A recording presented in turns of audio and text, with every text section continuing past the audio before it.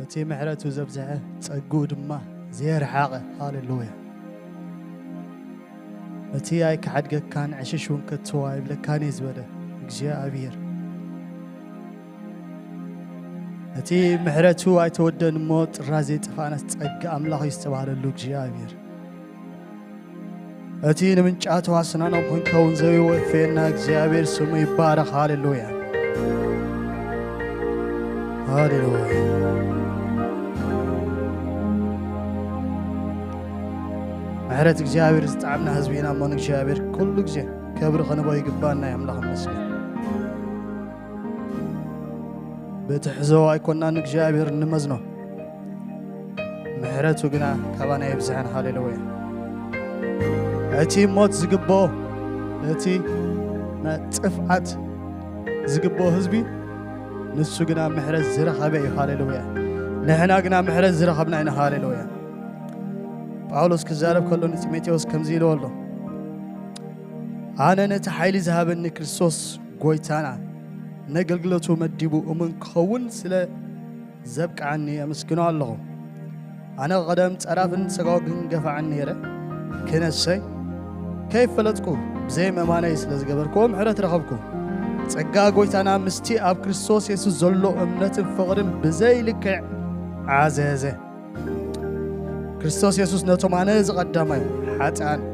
من تقدهن كدهن كم زمته زقالزي ومنن يو نمقبالون قبويو جنا كريستوس يسوس نتومانه نتوم نبزل عالم هيوت كبتحو إلهم بؤوز آمنو أرأيا نقولو تعيقستن قدم هاباي منتي كري بازم غنيات أنا محرت رغبكو بالهاللويا تاريخ حوالي باولوس كلنا خم نفلتو قتالي سقاقي ترافي محبر زنبره اجابر قنا محرت زرخبه نقلقلو تودو زبلو اجابر هاللويا ازينا من تايو لنا دهر قلص لنا افيسر معرف حدها بفتاو فقادي بلنا املاح مسكن ما نمدر يخوز يكون اجابر بفتاو فقادو باهيلو محرت ابانا ابزحيلو هاللويا كندي سب جنزب سب كبرت هذا أول زي آخريوات تمنيو قنا خاي كالون هاللويا أتي محرز وزع له حزب قلنا زي ما على تزري وقال هاللويا كبرنك جاء بيرعون نايزا ما على تزوات عايدي كنا أبيتك جاء بير أما غدا سواتينا خنسو زعد الذي تأجاس لازر خمنا عملاها مسكن جاء بير كبر خنا بيه قبلنا هاللويا هاللويا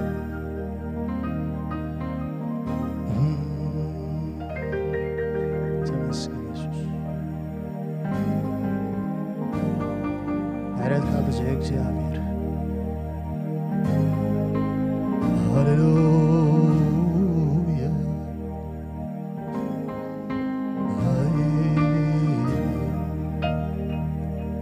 هتي مهرتك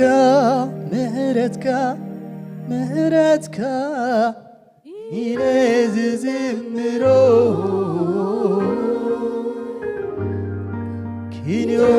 حدكت حتياتي غريتا زحل بيو حمدك عسي متنسي متاوي موتي دوم بالي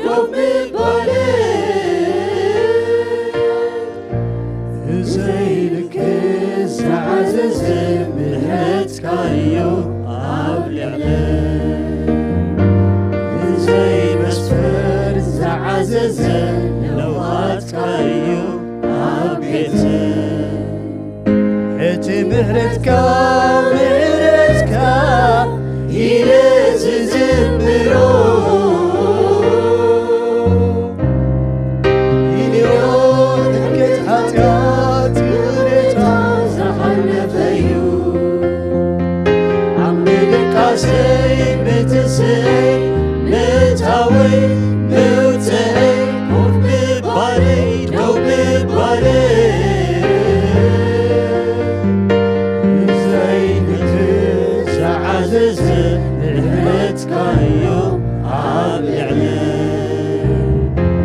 زي اسكي محرت كازوز على الهزبي زبل هاللويا محرت كام ينس زمرو ينيو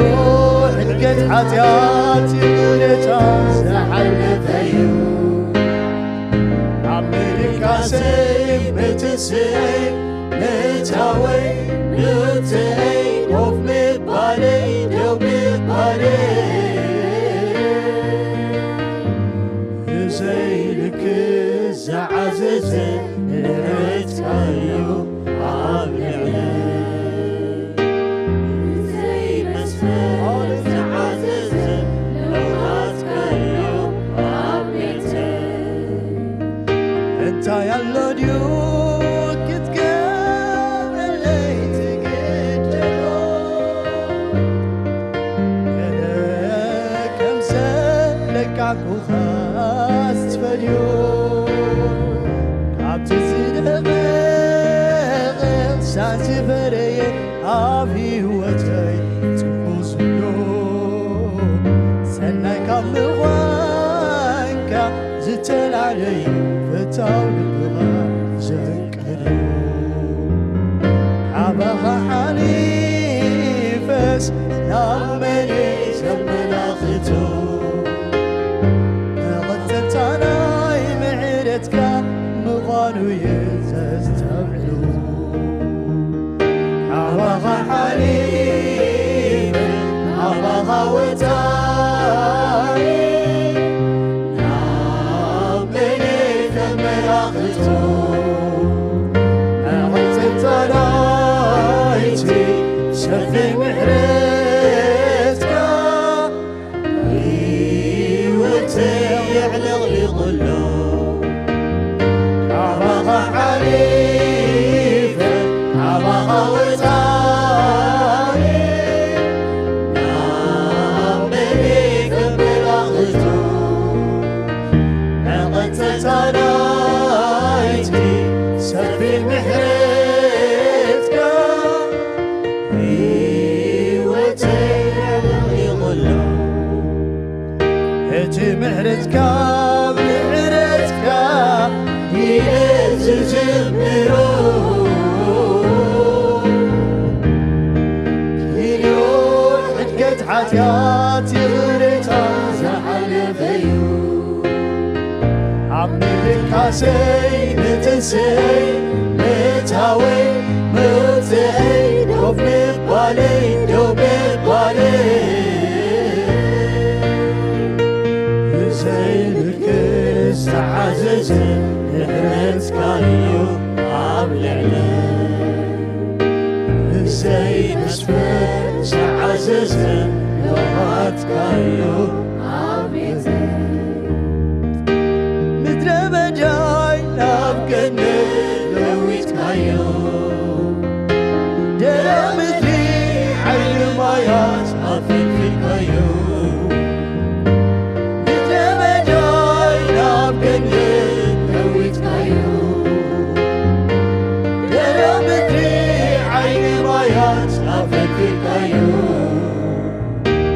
تلوتو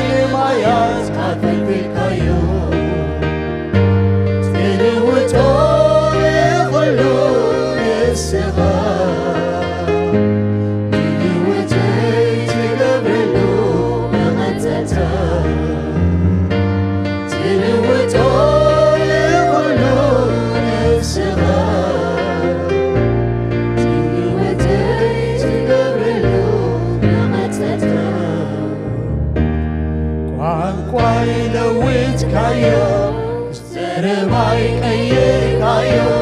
مرتي وسيتكاس مسكانا مليكايو قوانقواي لويتكايو زرباي قيركايو مرتي وسيتكاس مسكانا مليكايو مسكانا مليكايو مسكانا مليكايو مسكانا مليكايو مسكانا مليكايو انت مليكايو انت مليكايو انت مليكايو انت مليكايو مهرتك معرتك هي تزمرو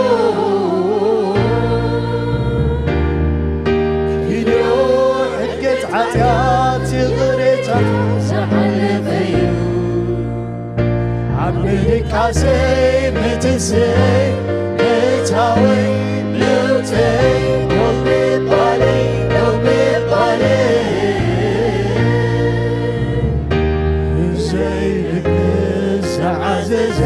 بيتك اليوم عبلي زي مسفر زعزز لو أتكلم عبيتي زيك زعزز نتكلم عبلي زي مسفر زعزز لو أتكلم عبيتي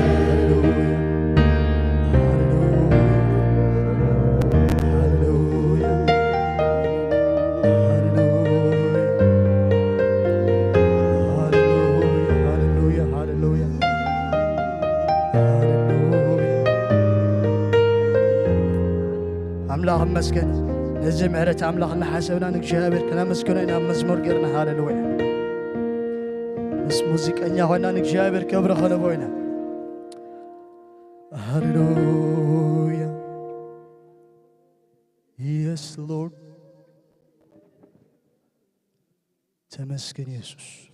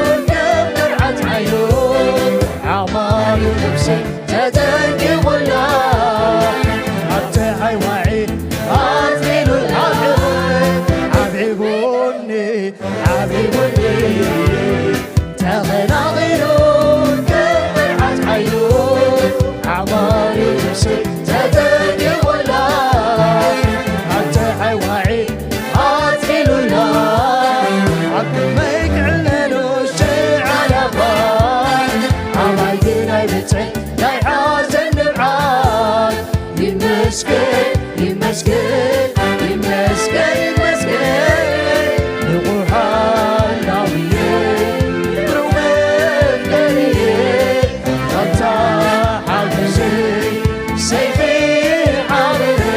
ويتا يسوع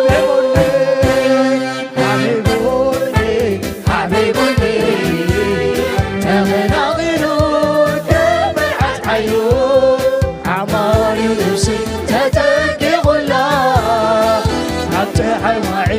ሃፂሉና ዓልክን መይግዕለሉ ሽዓላባ ዓባይ ግን ኣይምፅን ናይ ዓፅን ንብዓት ይመስገን ይመስገን ይመስገን ይመስገን ንወሃላውየ ብሩህ መፍቀሪየ ዋንታይ ሓጎሰይ ሰይፊ ሓበረይ ጎይታ ኢየሱስ ያቺ ዝሓለፈ ታሚነዮ ዝመፃኹ ጎይታ ተደጊፈዮ ዘስገረኒ ዓወት ዘንበለኒ ተወኪለዮ ዕቑባ ክኾነኒ ረቕናፉ ፀይሩ ኣሳጊሩኒ ኣሳጊሩኒ ተወኪለዮ ዕቑባ ክኾነኒ ረቕናፉ ፀይሩ ኣሳጊሩኒ ኣሳጊሩኒ እቲ ዝሓለፈ ተወሚነዮ ዝመፃኹ ጎይታ ተደጊፈዮ ዘስገረኒ ዓወት ዘንበለኒ ተወኪለዮ ዕቑባ ክኾነኒ ረቕናፉ ፀይሩ ኣሳጊሩኒ ኣሳጊሩኒ ተወኪለዮ ዕቑባ ክኾነኒ ረቕናፉ ፀይሩ ኣሳጊሩኒ ኣሳጊሩኒ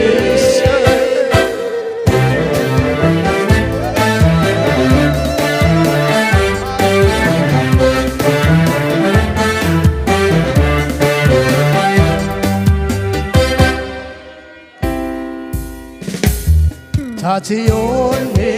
ታትዮኒ ኣጋረ ሰንከልከላይ በላ ዓብልግልዩ ተዓብየ መዓቱረና ተዓትየ ዓብተቲ ስኩም ተያልዕለ መገዲ መዓኒ ዓውለይቲ ይመስገን ይመስገን ይመስገን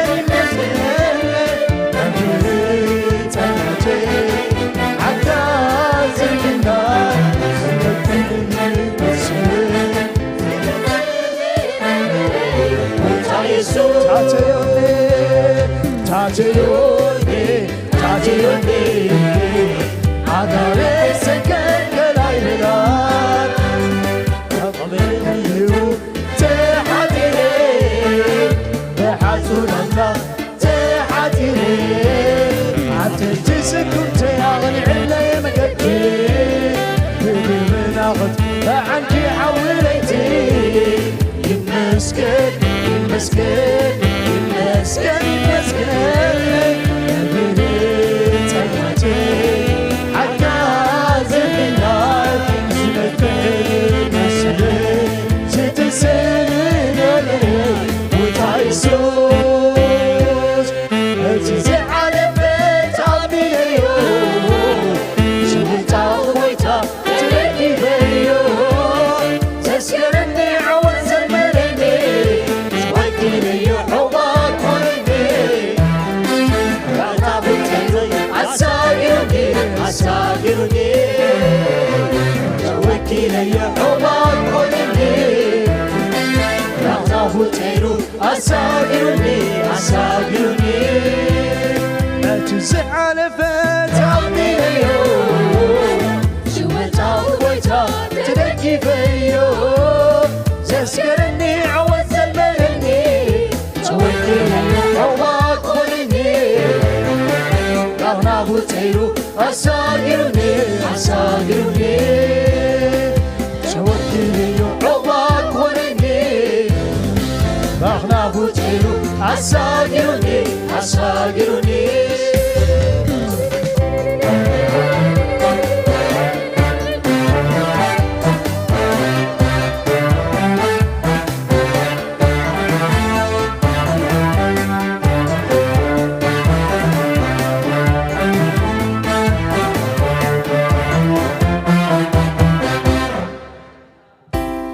ኳሲዩኒ ኳሲዩኒ ዓይናይ ነገረዩ ዘይተራየቡ ዓማዱ ዝብል ዓሪፉ ንኹሉ ሎሚ ክተጋሉ ኮይኑ ሎ ልማዱ سيب زيتي عروسي لغلو توعي ملو ينجرب له يمسكن يمسكن يمسكن يمسكن سنسبلني زسمي وزسرني عبرسي نسي يقبل ومسا ينزويتا عنقروني عنقروني عينا يغيو زيتنا يبو عمعد وزري عنيفون غلو ومن كتن هلبي وينو اللون مهدو يرسيب زيتي عموسي لغيو سوائي مهدو يجرب اللو يمسكن يمسكن يمسكن يمسكن شوزبني زسمي وزسرني عبرسي نسي يقبل ومسا يزعل هاللويا نجزي على بيت عمي ليو جوتا وتا تدقي بيو تسكرني عوز المرني توكلي عواك ولني باغنا فوتيرو أساقرني أساقرني توكلي عواك ولني باغنا فوتيرو أساقرني أساقرني تزعل بيت تزعل بيت أمي ليو جوتا وتا تدقي بيو تسكرني عوض المدني توكلي عواك ولني رحنا فوتيلو عساقرني عساقرني توكلي عواك ولني رحنا فوتيلو عساقرني عساقرني حبيبوني حبيبوني تغنغلو كمل عتعينو عماري ونفسي تتكي ولا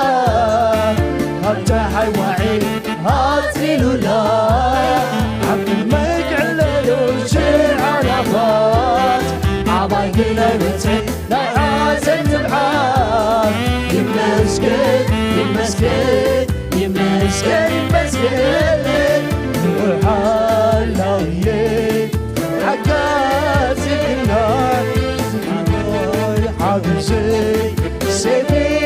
حاضري وتعيسو حبيبوني حبيبوني حبيبوني أعمالي نفسي تتكي ولا افتحي وعي هاتي لولا عبد الملك عللو شيع عرفات عواقلنا نتي يمسكن يمسكن يمسكن يمسكن روح اللاوية برغم الكريه وانتان حبسي سيبي حاضري وتعيسو اجزع على بيت عمي ليو سوالتا وبيتا تلاقي فيو تسكرني عوز المرني توكلي عواك ولني باغنا فوتيلو عساقرني عساقرني توكلي عواك ولني باغنا فوتيلو عساقرني عساقرني توكلي عواك ولني باغنا فوتيلو عساقرني عساقرني توكلي عواك ولني باغنا فوتيلو عساقرني عساقرني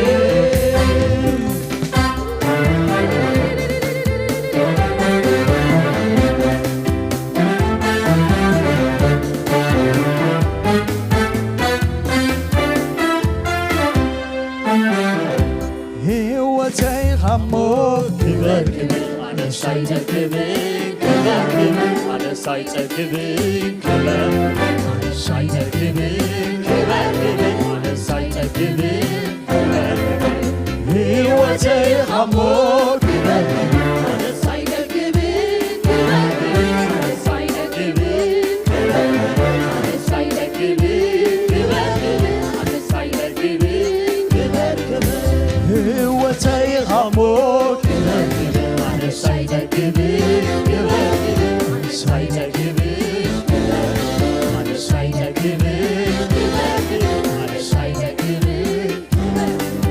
بمعتو بساعتو كيقول الغرس كازاتو بمعتو بساعتو كيقول الغرس كازاتو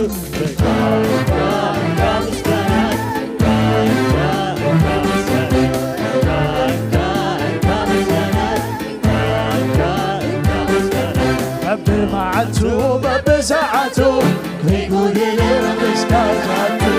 بمعتو بساعتو كيقول الغرس كازاتو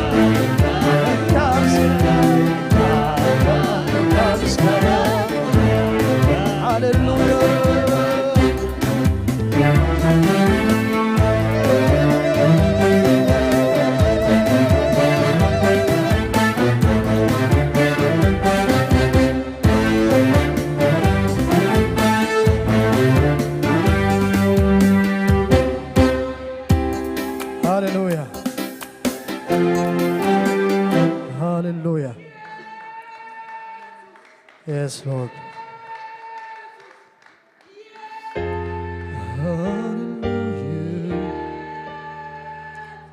Hallelujah. Hallelujah. ስም እግዚአብሔር ይባረክ። ሃሌሉያ። እግዚአብሔር ገና ኸነመስግነው ኢና ሃሌሉያ። መጻኢናና ሐሰብና ክብርን እግዚአብሔር ይሁን። ሃሌሉያ። ቃል እግዚአብሔር ከምዚ ይብል أملاخنا عنا معقوبة حيلنا بتسببها فتون رديتنا سلازي مدري انت تقلبتت آخرانا مع عمق بحري انت تناوتو مايات انت هممه انت عافرن آخران بندروم انت انكتكتو نحنا ساين فرهنينا هاللويا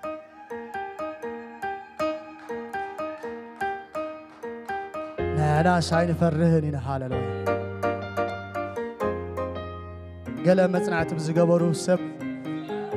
ازي خفت زفرحو نغرات يلم زارب خلو دنبب كوي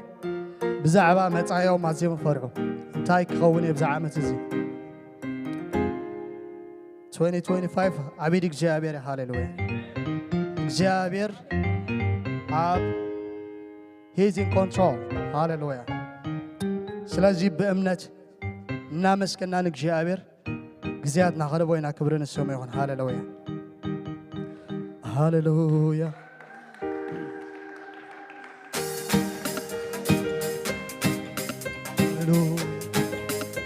ኮነታስ ከምሰለው ያሉ ብዜ ቅድስ ምስጋና ግናን እግዚአብሔር ሃሌሉያ ሃሌሉያ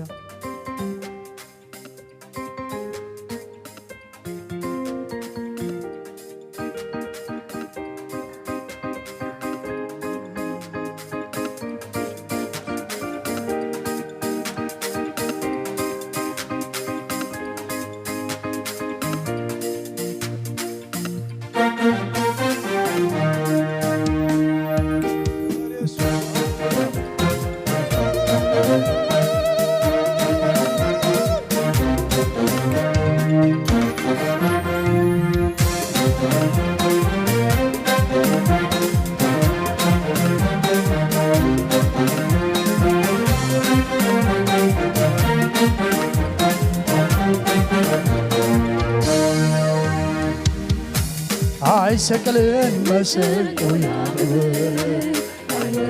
كابسيد يكو فريد الله دانيال اللوساي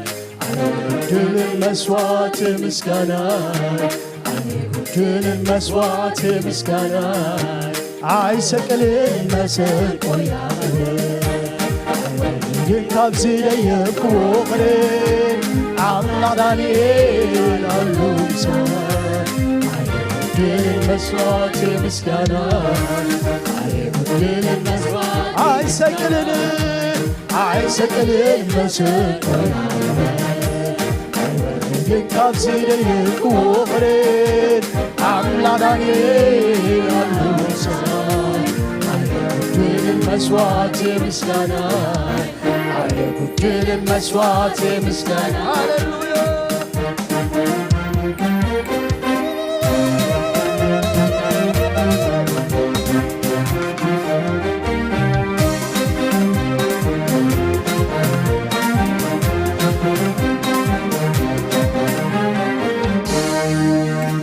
بزري وزبلة عزقلي بزي سمعوتي عزقلي كيكس كسياري غالو عيزي موتا مسوي عي حالي بزري وزبلة عيفرلي بزي سمعوتي عزقلي كيكس كسياري غالو عيزي موتا مسوي عي حالي بزري وزبلة عزقلي بزي سمعون انتي عزقلي كيكس كسياري غالو عيزي موتا مسوي عي حالي مسكانا عي قوالتي التاي مسواتي عي قوالتي مزموري مسكانا عي قوالتي مزموري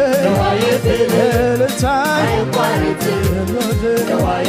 نزري وزبلة عفري نزي سمعون انتي عسكري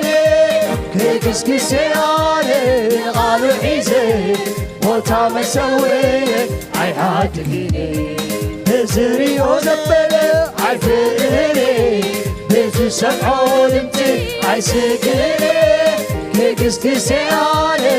غالو عيزي موتا مسوي عي حاتقيني ምስጋናይ እልልታይ መስዋዕተይ መዝሙረይ ምስጋናይ እልልታይ መስዋዕተይ መዝሙረይ ምስጋናይ እልልታይ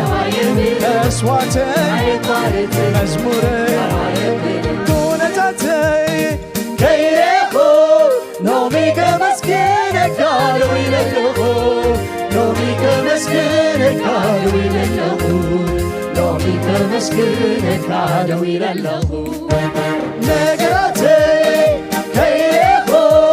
ሎሚ ከመስግነካ ደው ኢለለኹ ሎሚ ከመስግነካ ደው ኢለለኹ ሎሚ ከመስግነካ ደው ኢለለኹ ከባቢዬ ከይሬኹ ሎሚ ከመስግነካ ደው ኢለለኹ ሎሚ ከመስግነካ ደው ኢለለኹ ሎሚ ከመስግነካ ደው ኢለለኹ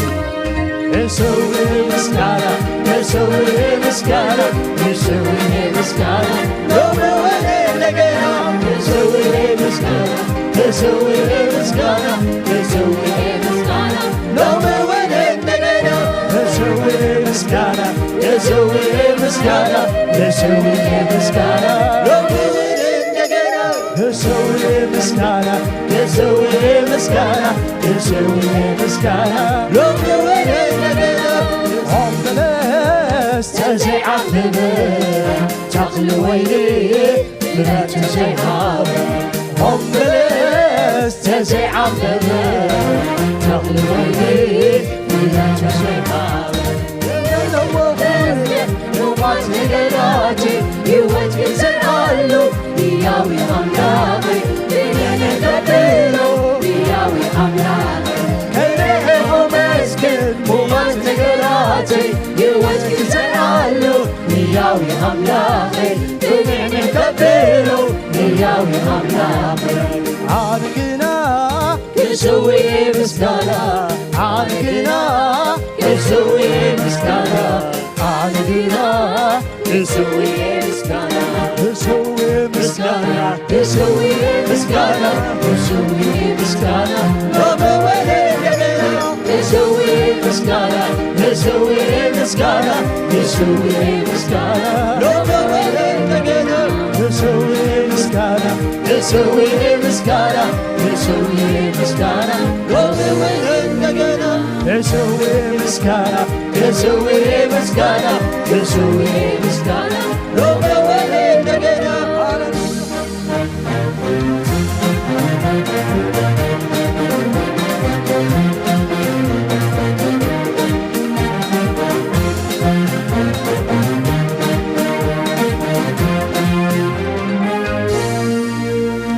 እዝርዮ ዘበለ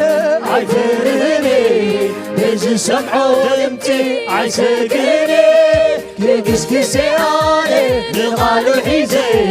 ቦታ መሰውየ ኣይሃድግኔ እዝርዮ ዘበለ አይሰግኔ እዚ ሰምዖ ድምፂ አይሰግኔ የግስግሴ ኣነ ንቓሉ ሒዘ ቦታ መሰውየ ኣይሃድግኔ ምስጋናይ እልልታይ መስዋዕተይ መዝሙረይ ምስጋናይ እልልታይ መስዋዕተይ መዝሙረይ እስውር ምስጋና እስውር ምስጋና እስውር ምስጋና ምስጋና የሰውዬ ምስጋና የሰውዬ ምስጋና የሰውዬ ምስጋና ሎመወኔ እንደገና የሰውዬ ምስጋና የሰውዬ ምስጋና የሰውዬ ምስጋና ሎመወኔ እንደገና የሰውዬ ምስጋና የሰውዬ ምስጋና የሰውዬ ምስጋና ሎመወኔ እንደገና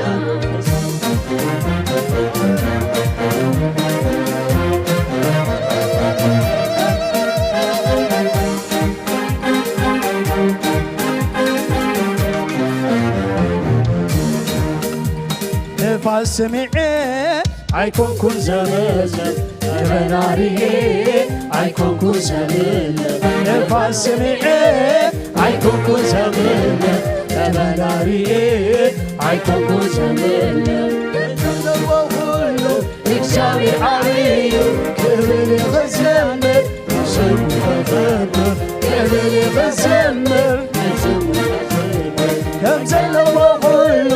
እግዚአብሔር ዓብዩ ክብር ይዘምር ስሙ ካኽብር ክብር ይዘምር ስሙ ካኽብር አነ ግና የሰዌ ምስጋና አነ ግና የሰዌ ምስጋና አነ ግና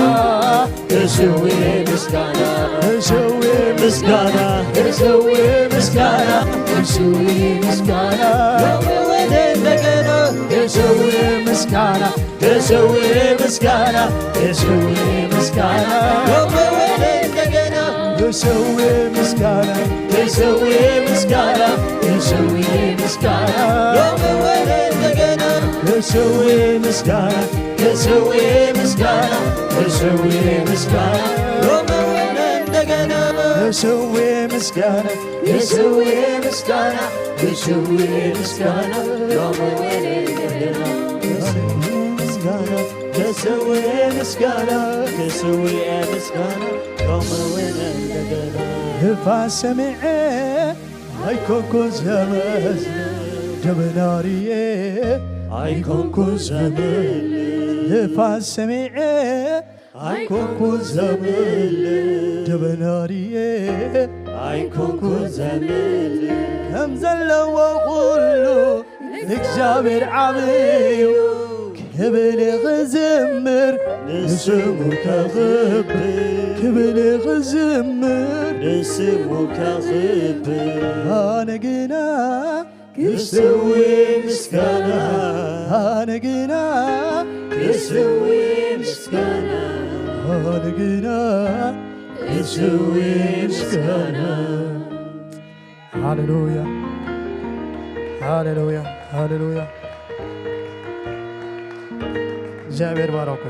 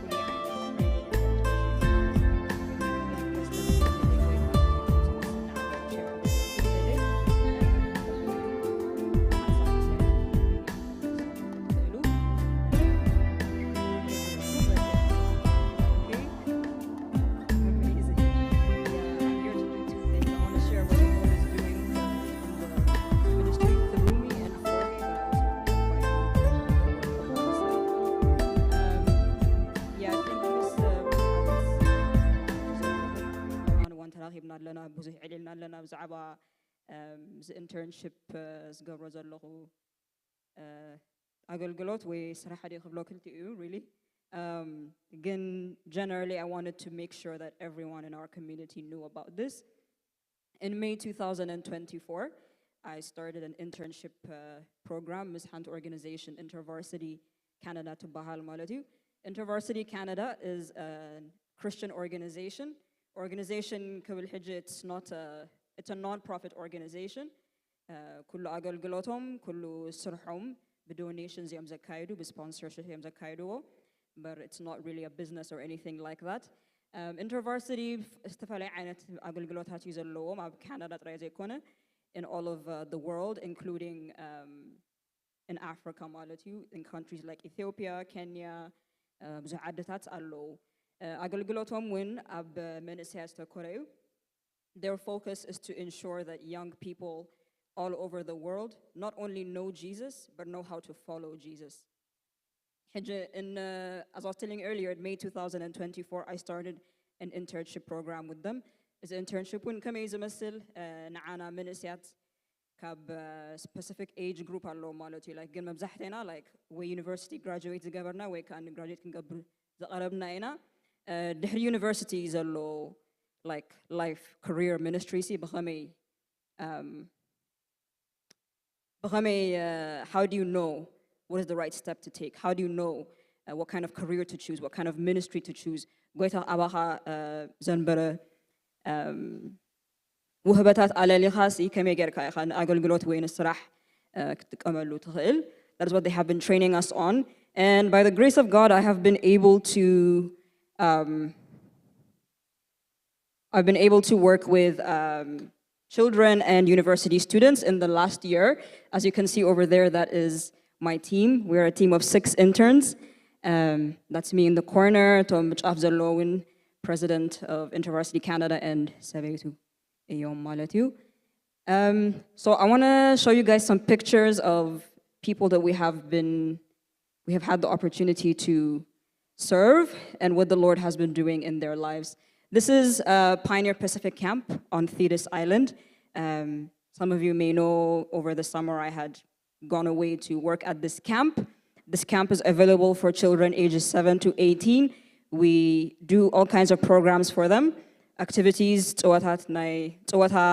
nadalo lomina, komu intimirti, mazmur, na discussion gize, stafale aynet agalgalotat ndagabarna. We serve young children and older children malatu. On top of that, they also have leadership opportunities where they get to learn about what God has put in them to lead other people. Kabna arsu jamiro malatu ages 11, 12, 13 jamirom si yagalgulo in this camp malatu but goita zahabum giftings and callings. I don't know if I'm doing something wrong with okay, I just figured it out. This is the first group, or the second group that I got to cabin lead. I slept with these girls for 5 days and nights. I ate with them. I led them to their activities. Some of them are Christians, some of them are not Christians. So this camp is focused on children generally to be able to know Jesus. قاليوم قلعوا زمتنا أمنتيهم دك أمنتيهم قاليوم كاني صدرهم أمنت خوينهم صوم نبعلهم جن أمنتي ديكونوا قاليوم كانوا والحان تطلع church experience they've never really had conversations about Jesus or faith or purpose, but they come to places like this and they get to ask those questions by the grace of God. So these are some of the girls that I got to mentor and have discussions with, and we got to talk about faith and Jesus and what that looks like for a 12, 13-year-old. This is the first group that I got to work with. These are the smallest. The youngest kids, they were 7, 8, and 9 years old. Again, we have a mix of children here. Yeah,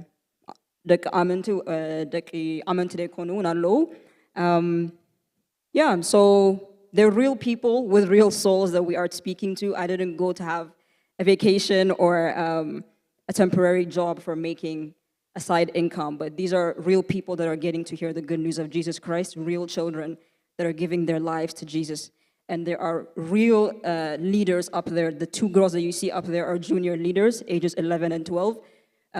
Girls who have been convicted of the power of the gospel in their own lives and have decided to share it with younger children. We do activities and, games like this, as you can see.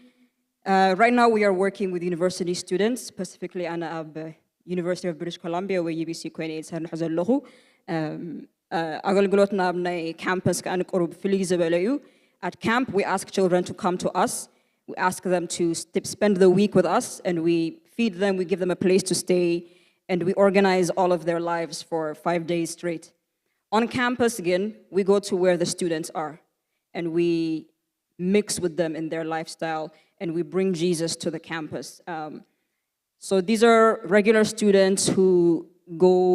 do their classes and their exams and have their extracurricular activities, but we also offer them an option to come join us for prayer gatherings, ትምህርት ድዩ ሰፈራይ ዓይነት አገልግሎት ማለት እዩ. And we also do one-on-one mentorship with them. ሻሂ እንዳስተናዮም, sometimes we offer them free dinner and things like that. We spend time with them to be able to invite them to Jesus in their personal lives. So this is the aim of InterVarsity. I have put it in Tigrinya over there, but I will not attempt to read it, so please read it for yourselves. But the aim of InterVarsity is to support young people through the crucial years of growing up by helping them meet and follow Jesus. I want to clarify that those are two very different things, because by the grace of God, many of us here either grew up in Christian homes or are trying to raise our children in Christian homes, if I'm correct. That way we are able to have children that can meet Jesus, children that are able to hear about Jesus, children that are able to know who Jesus is and what does he have to do for them. But to follow Jesus is a personal decision that a person must come to on their own. So at InterVarsity, our focus is that children will not only hear about Jesus, but they will make a personal decision to follow him and apply that in their studies, in their relationships, in their career choices, and in everything that they encounter as they grow up into their adult life. So what does this have to do with all of you? Why am I here to share my experience with you guys, and what is your role to play? Personally, as Haran,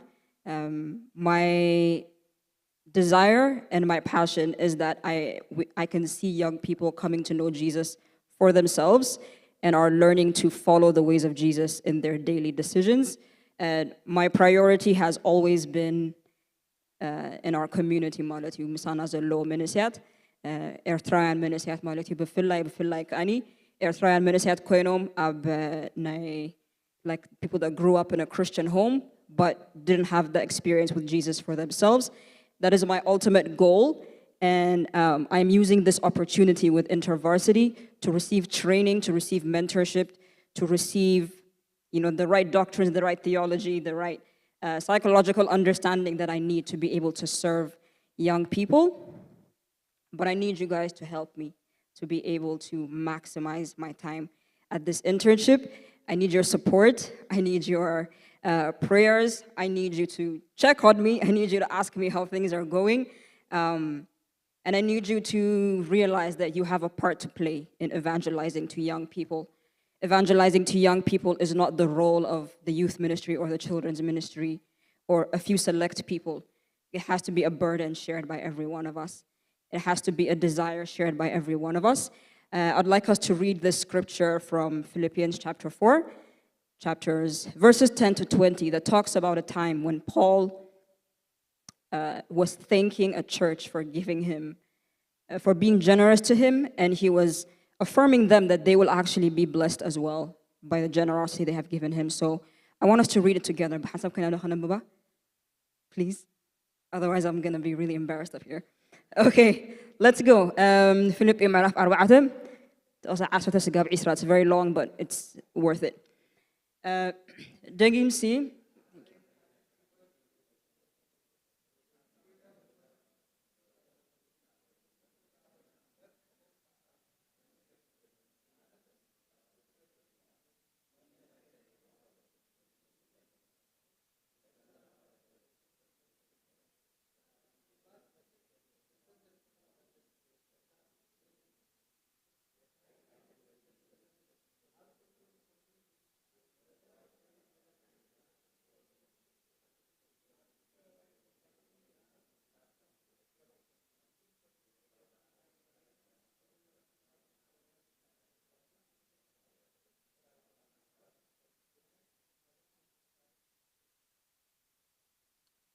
part 2.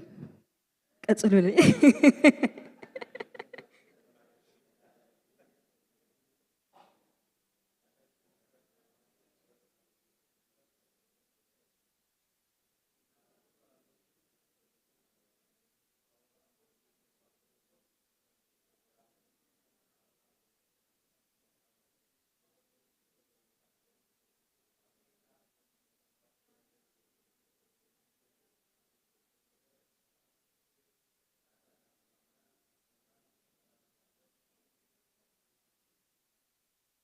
Amen. Thank you guys so much. ታቅ እንደ ሓሳብ ደልያ ዘለኹ ግን it's the bolded one on the second line ማለት እዩ ኣነስ እቲ ፍረ ንዓኻትኩም ክበዝሓልኩም ኢለ እየ እምበር ውህበትኩም ደልየ ኣይኮንኩን Isn't it interesting how Paul is thanking the church at Philippi for giving him for being generous to him, for meeting his needs. But he said, actually, it's not even what you have to offer that I'm interested in. I'm interested in how you can benefit through it.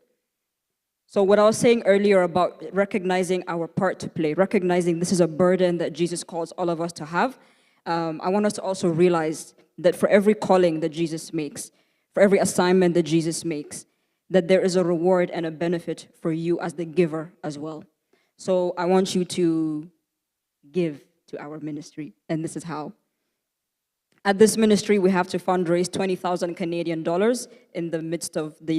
year Malatu 2024 May, 2025 May. Personally, as Heron, I have to be able to raise 20,000 Canadian dollars. And by the grace of God, I've been able to raise about $8,500. You can clap for that. You can clap for that.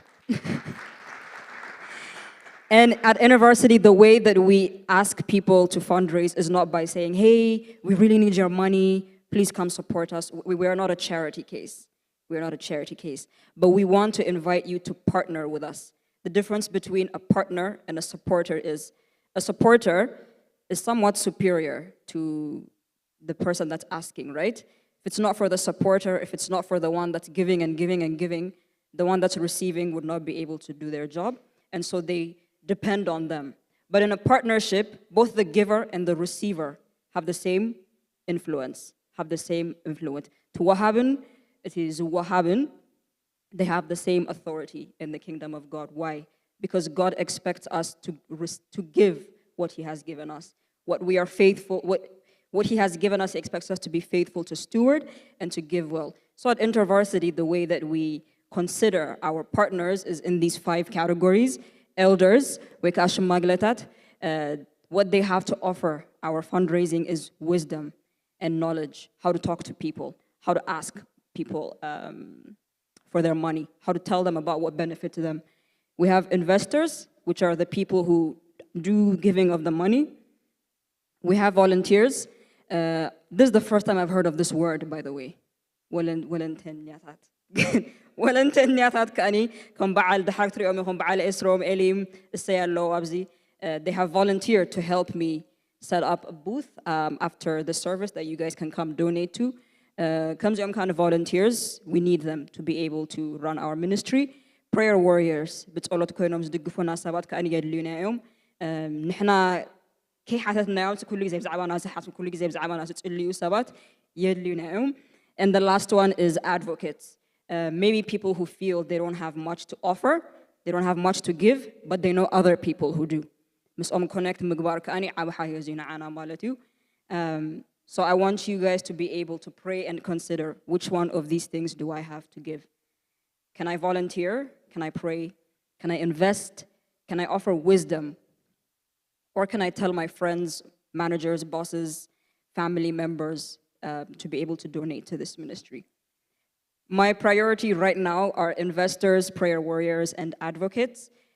Because I am hitting very close to the deadline, I need that $11,000 quickly to be able to run the ministry. And the money goes into the programs that we organize for the internship. Train ምግባር, mentor ምግባር መንተክ ሕግዘና እዩ ማለት እዩ ገንዘብ.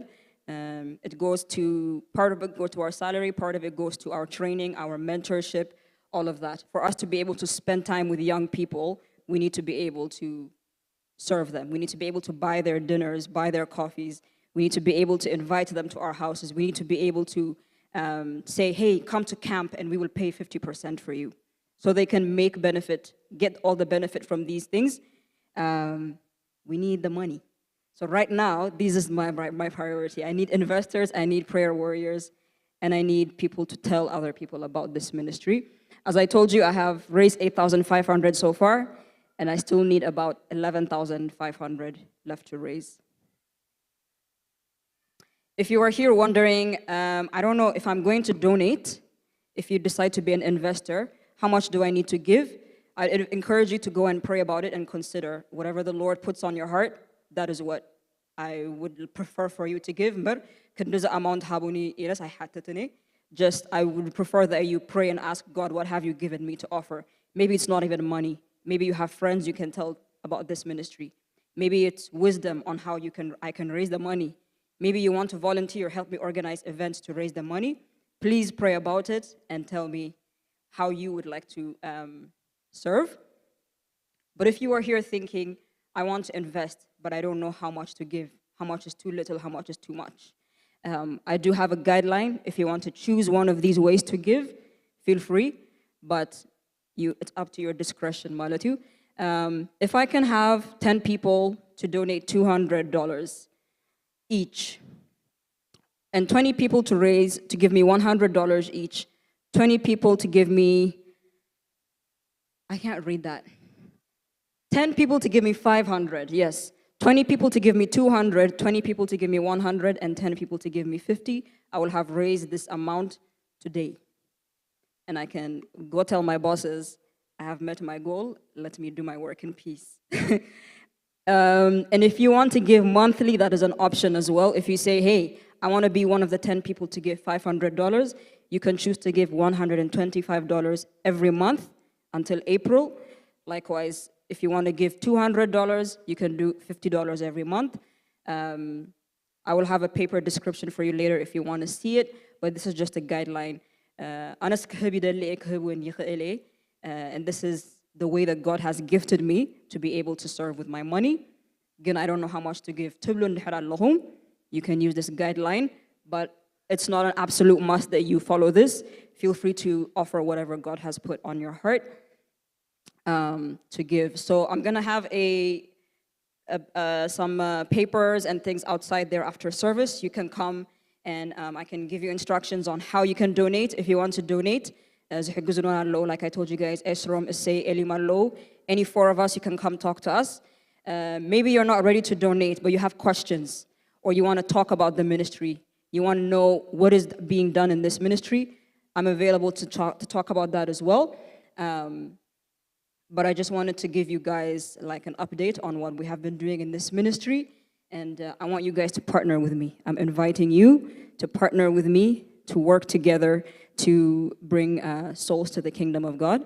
and to raise young people that want to make disciples as well. Not only people who know Jesus, but they follow him in making disciples. And I want to leave you with this scripture. Therefore, go and make disciples of all nations. Thank you for your time.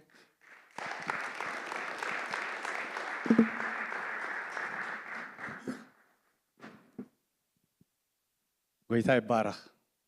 ከም ዝበለ ሓፍቲ ስለ ዝሃበና እግዚአብሔር ስሙ ይባረኽ አምላኽ መስገን ሕጂ ክንጽልይ ላይና ተሓንቲ ጸሎት ዝበለትና ድሓርካ ከምዛ ክንገብር ኢና ማለት ይፍትያ ስለዚ አምላኽ መስገን እስከ ዳውና ልዕልና ክንባረኻ ኢና አምላኽ መስገን እንታይ ይሰአኖ እግዚአብሔር ሕጂ አተኪራትሉ ዘላ ዝሓፍትና ምናልባሽ ኩልና እኳ ንወንጌል በዓቕሙ ሁሉ ሰብ ጎይ ዝኾነ ኣብዚ ብሪቲሽ ኮሎምቢያ ዩኒቨርሲቲ ዓቢ ዩኒቨርሲቲ ናኡ ብምትኳር ርሑቕ ኢኻባና ካብዚ ዲስታንስ ተሪእና ምናልባሽ 20 ኪሎ ሜትር ክኸውን ይኽእል እዩ ኣብኡ ግን ሓደ ካብ ድራጊስት ወፂኡ ናብ ጎይታ ድሕር መፂኡ ካብ ታብ ዓለም ከብለል ዝብለሉ ህይወት ወፂኡ ናብ ጎይታ ሓደ እውን ተመፀ እግዚአብሔር መስገን ዓወት ኢና ኣና ኣምላኽ መስገን 200 ከፊልና ሓደ ሰብ ናብ ህይወት ንኽመፅእ ምኽንያት ተኾይና ሓፍትና ካብ ዝዓቢ ዓወት የብልና ኣምላኽ መስገን ሓፍትና ድማ የማና ኢና ዘርጊሕና ክንባረኻ ኢና ክንድግፋ ኢና ኣሜን ጎይታ ንኽብረካ ንመስግነካ ኣለና ስለዛ ብርኽቲ ሓፍትና ተባረኽ ከም ዝበለ ጸጋ ስለ ዝሃብካ የመስግነካ ኣለኹ እግዚአብሔር ኣምላኸይ ከምዚኦም ዝበሉ እግዚአብሔር ኣብ ማእከልና ስለ ዘለውና ብዙሓት ነመስግነካ ኣለና እግዚአብሔር በሰዓት ዝማነ ዝዕየዙ እግዚአብሔር አምላክ ከተዓየ ስለዝፈለኻያ يخبرك الله የማነትና እግዚአብሔር ዘርጊሕና ንባረኽ ኣለና በኢየሱስ ክርስቶስም ደገ ጸላእታ ትውረስ ጥበብን ምስተውዓልን ይብዛሐላ ብትገብሮ ዘበለ ምስላጥን መቕናዕን ይኹነላ እግዚአብሔር አምላክ ጥዕናን ህይወታ ሁሉ በኢየሱስ ክርስቶስም ዝተሐለወ ይኹን እግዚአብሔር ኣብተዓየ ዘበለ ሁሉ ሞገስ ክበዝሐላ ንባረኽ ኣለና እግዚአብሔር አምላክ ኃይላ ከም ንስር ክሕደስ በመንፈስካ እግዚአብሔር ኩሉ ጊዜ ፕሮቴክት ክትገብራ ንጽልለና ዝመጻፍላት ሁሉ እግዚአብሔር ውዲታት ንምዕናው ዝመጽ ኃይል ጸልማት በኢየሱስ ክርስቶስም ነፍርሶለና ነዛ አገልግሎት እዚ እግዚአብሔር ንምብልሻው ዝመጹ ኮራኽር በኢየሱስ ክርስቶስም ንሰምሮም ኣለና እግዚአብሔር አምላክ ብርሃና ደሚቕ ይውጻእ እግዚአብሔር አምላክ በሁሉ ተሰስን ንብዝሓት ድማ ንበረኸት ከም ትኸውን ስለና አምን ነኽብረካ ነመስግነካ ኣለና በኢየሱስ ክርስቶስም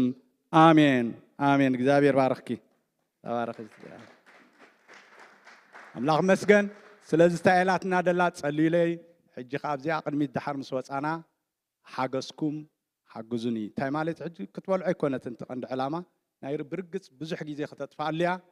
ምግቢ የድልያይ ብርግጽ ናብራ የድልያይ ግን ብዓብዩ ነቲ ኣገልግሎት ተቐንዲ ማለት እዩ ኣራይ ብርግጽ ስድራ ኣለዋ አምላክ መስገን ግን ዛ ሰብ ዝያ ዲተርሚናንት ኮይና ነዚ ዕዮ ዝምዕያያ እግዚአብሔር ባረካ ሕጂ እዚ ማለት ቶም ካልኦት ኣይተዓይና ኣለና ማለት ኩሉ በብት እግዚአብሔር ዝሃቦ ጸጋ ይዓይሎ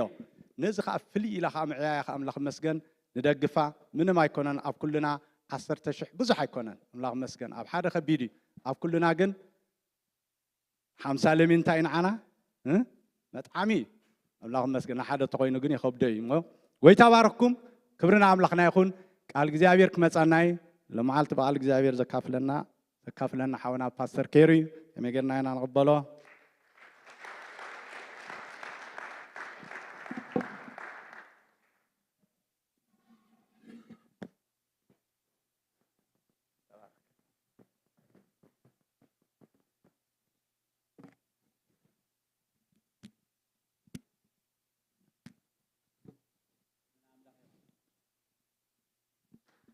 ኣብዚ ገዛ ሰብ ኣሎ ክብርና አምላክ ይኹን እግዚአብሔር መስገን ንሄሩ ክሪኣ ከለኹ ብጣዕሚ ደስ ኢሉኒ ሄሩ ፍሑኽ እንዳበለት ኮላ እያ ልፈልጣ ኣነ ገዝኦም ባይብል ስታዲ ናይቶም መራሕቲ ስለ ዝነበረና ካብ ገዛና ከዓኒ ዳርጋ ናይ 2-3 ሚኒት ፍልሊ ስለ ዝነበረና ገዝኦም ኣብ ገዝኦም ኢና ንግልገል ነርና ሄሩ ኣብዚ ደረጃ ዝበፂሓ ክሪኣ ከለኹ ብጣዕሚ ዝገርመን ኣነ ስእሊ ብንእሽተ ኣኮላ እየ ክስእል ፀኒሐ ማለት እዩ ስለዚ ክብርና አምላክ ይኹን ሄሩ ጓለይ ተበልኩ ሓሸደና ኣይ ማለት እዩ ክብርና አምላክ ይኹን እስኪ እግዚአብሔር መስገን ምስ ጊዜና አንጻር ተኺልና ናብ ቃል እግዚአብሔር ክንከይዲና እማ አኽልና ከብፍላይ ብዙሕ ጊዜ ብዛዕባ መንእስያት ስለንጽሊ እግዚአብሔር ከምዚ ዝበሉ ቅንኣት ዘለዎም ሕድሪ ድስከሙ መንእስያት እግዚአብሔር ስለዝሃበና ክብሪ ንሽሙ ይኹን እግዚአብሔር መስገን ኩላትና ክንጽሊና ተኺልና ድማ ናብ ቃል እግዚአብሔር ክንከይዲና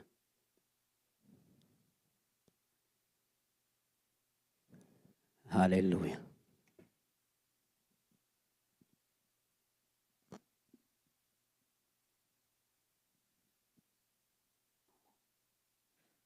ሃሌሉያ ልዑልን ቅዱስን ዘላለማውን ዝኾንካ ብሩኽ ሰማያዊ አቦ በኢየሱስ ክርስቶስ ሽም ተመስገን ነመስግነካ ኣለና በዛ ሰዓት እዚኣ እግዚአብሔር አምላክ በማሕበር ደረጃ ህላውነት ካፈሊጥና ተረዲናን ብሽም ኢየሱስ ክርስቶስ ጊዜና ሰዓትና ምሸትና ንዓኻ ሓሊፍና ንህባሎና እሞ ብሽም ኢየሱስ ክርስቶስ እግዚአብሔር አምላክ ብርሃን ቃልካ ክትበና እግዚአብሔር አምላክ ብውቢልካ ክትዛረበና ኣብ ዙርያ ማኣዲ ቃልካ ኣለና እሞ ብሽም ኢየሱስ ክርስቶስ ስምረት ካብ ማእኸልና ይኹን ኢልና ንጽልሎና ኩሉ ስለትገብር ኣዚና ነመስግነካ ክብሪ ድማ ንህበካ ኣለና ብጎይታናን ብመድሓኒናን ብኢየሱስ ክርስቶስ ይምልካ አሜን ክብርና አምላክ ይኹን ሎም መዓልቲ ከም ፍቃድ አምላክ ንሪኦ ኣብ ዝሓለፈ ጊዜ ትዝክሩ እንተደኣ ኮንኩም ኣብ ናይ መእተዊ ናይ ሓድሽ ዓመት ዝተዛረብናሉ ሓሳባት ነይሩ ንሱ ድማኒ ብዛዕባ መንፈስ ቅዱስ ዝብል لو معلتي نعقو مبقسي بمقبارينا خنري أملاخ انت أفقيدوه إحنا خابي هو انت أهلنا أبزن أبز عمت زياء 2025 أب زرخب كوغات أمي انت أملاخ رديوني أمونغو خمتي كل جيز قبرو خالق زخنة ملأخت انت أدي متيو بزعبا منفس كردوسينا كنري مالتي التدقسي بحدو خينا خنم بوينامو بدحريو نشتي ندحريت سملس إلى كأو يزاربني خافتي دحلف جيزي بحدش عمت سزاروكو أما توي أبزنا برنا جن هفتا صحفتي قال حسابات لهم معلتي كنرينا على ما نيتم الأختي نايلهم معلتي كنقرأكمه ما بقى سي تقسنا حيزنا يدلنا أبو وانجيل يوحنس معرف 10 فقد 10 وشدوشتي كم زيبل أنا خا نبو كلمونا إيه نصو دما نزل عالم مساخاتكم زنبر كالئ متصنانعي كبكم يو إلو أبزي أب زحلفة كنرئين كلنا انتاي رئينا نيرنا تذكروا تدعاهم يسوع كريستوس نزي حسابات الزخزاربن كله أبتناي مود دعتا ناي متحزو ويدماني ناي سقلتو زنبرس سومون زتزاربو قال مخانو رئينا نيرنا بزحات عقلقلتي زبلوو أب حق تفترو خا حق زخونه أمن نباورونا خا نريو بزح جيزي السب أبتناي مود دعتا زخدلو اوان دخونه نغرات اندحر تزاري بكا بطعمي امبورتانتي مالتي حكي لذي يسوع كريستوس بفلاي كم معرف 10 كلته نينيو زلو سقع خبابي 10 وشمونت معرف زتتحزلو انت دارينايو بفلاي وانجيل يوحنس ابزن معرفات زين زلواتن ناي سومون مومنت زنبرا انت دا صبو غيركم ريخمو يسوع كريستوس ازينا قدس زخنا حسابات تزاري بولو كاب ان حنتي زي ايا بفلاي كاب زعباتي تسفا ناي اغزيابير ابو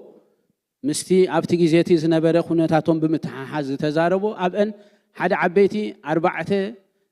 كنمهارن زلنا ويدما خنرين زلونا حسابات تزاري بولو نسندما انت ايله نيره قداماي نوبو كلمنو اي دبل حسابات تزاري بولو كالاي كاني انتي تزاري بولنا نيرنا نزل عالم مساخاتكم زنبر زبل تزاري بولو ثالثاي كال زبل قال كا تتقيمولو رابعاي كا مصنانعي زبل تتقيمولو إلنا رئينا نيرنا ابت زحلفه نزن حسابات زيين بمرأي قال ما اتو زخنا حسابات سلاستزاربنا حجناقو اي كاتوني نايلوم معلتي حساباتي ويدما علامه نايز تمرتي انتايو كنغركم ود حرايشعو ناقو نابتي علامه اليو زلخو ناقو اينا كستاي كنغبر علامه نايلوم معلتي تمرتي انتاي مسيلكم منفس قدوس ابانان مسانان مهلاو نعيو املاخ بانا متقامون أب كإلتنا نتصدقنا كم زي كنا بتصدقوا بمخانو نمردا نعني شيء كنا قرأكم إذا لو معلتي نزاربو حسابات كابتن 4 حنتي تقدميت حساباتنا خنوسد قنتي ultimate goal أبز حسابات زي آخر نمهارو دليل دلله ويد ما تبيتنا يخ نوسد دليل دلله داي مسيلكم منفس قدوس أبانا مسانان مهلاو مفلات قدامي كالايكا نعيوها بانا متقامو مغنياتو منفساوي عيو ويدما منفساوي اغلغلوت بديناي منفس قدوس حياب صغان كغلغل سلازيكل منفس قدوسن وهبت منفس قدوسن كلتي فلالينا كنفلطو ويدما خنردو يغباناي زايت ردوني يخم الى حاسب منفس قدوس بعلو تسالساي أكال سلاسي ويدما أتي سبنا زلوا ويدما person زخنة أملاخينا نزارب أبتي قانقانا يتقرنيا خنتكمن كلنا سبنا إلنا خنزارب كلنا حدا جيزي نابقال من الباش بفلاي سمعنا يو انت دا زين فلت كوينا خمزنا يهرو بالي زبلتو ولنتنيا سمعتو زيد فلت من الباش سبنا زبل سمعكم انت دا ديت فلطونكم قال متقامي قال بمسان common language بزعبا اتي person زبل نتقامولي مال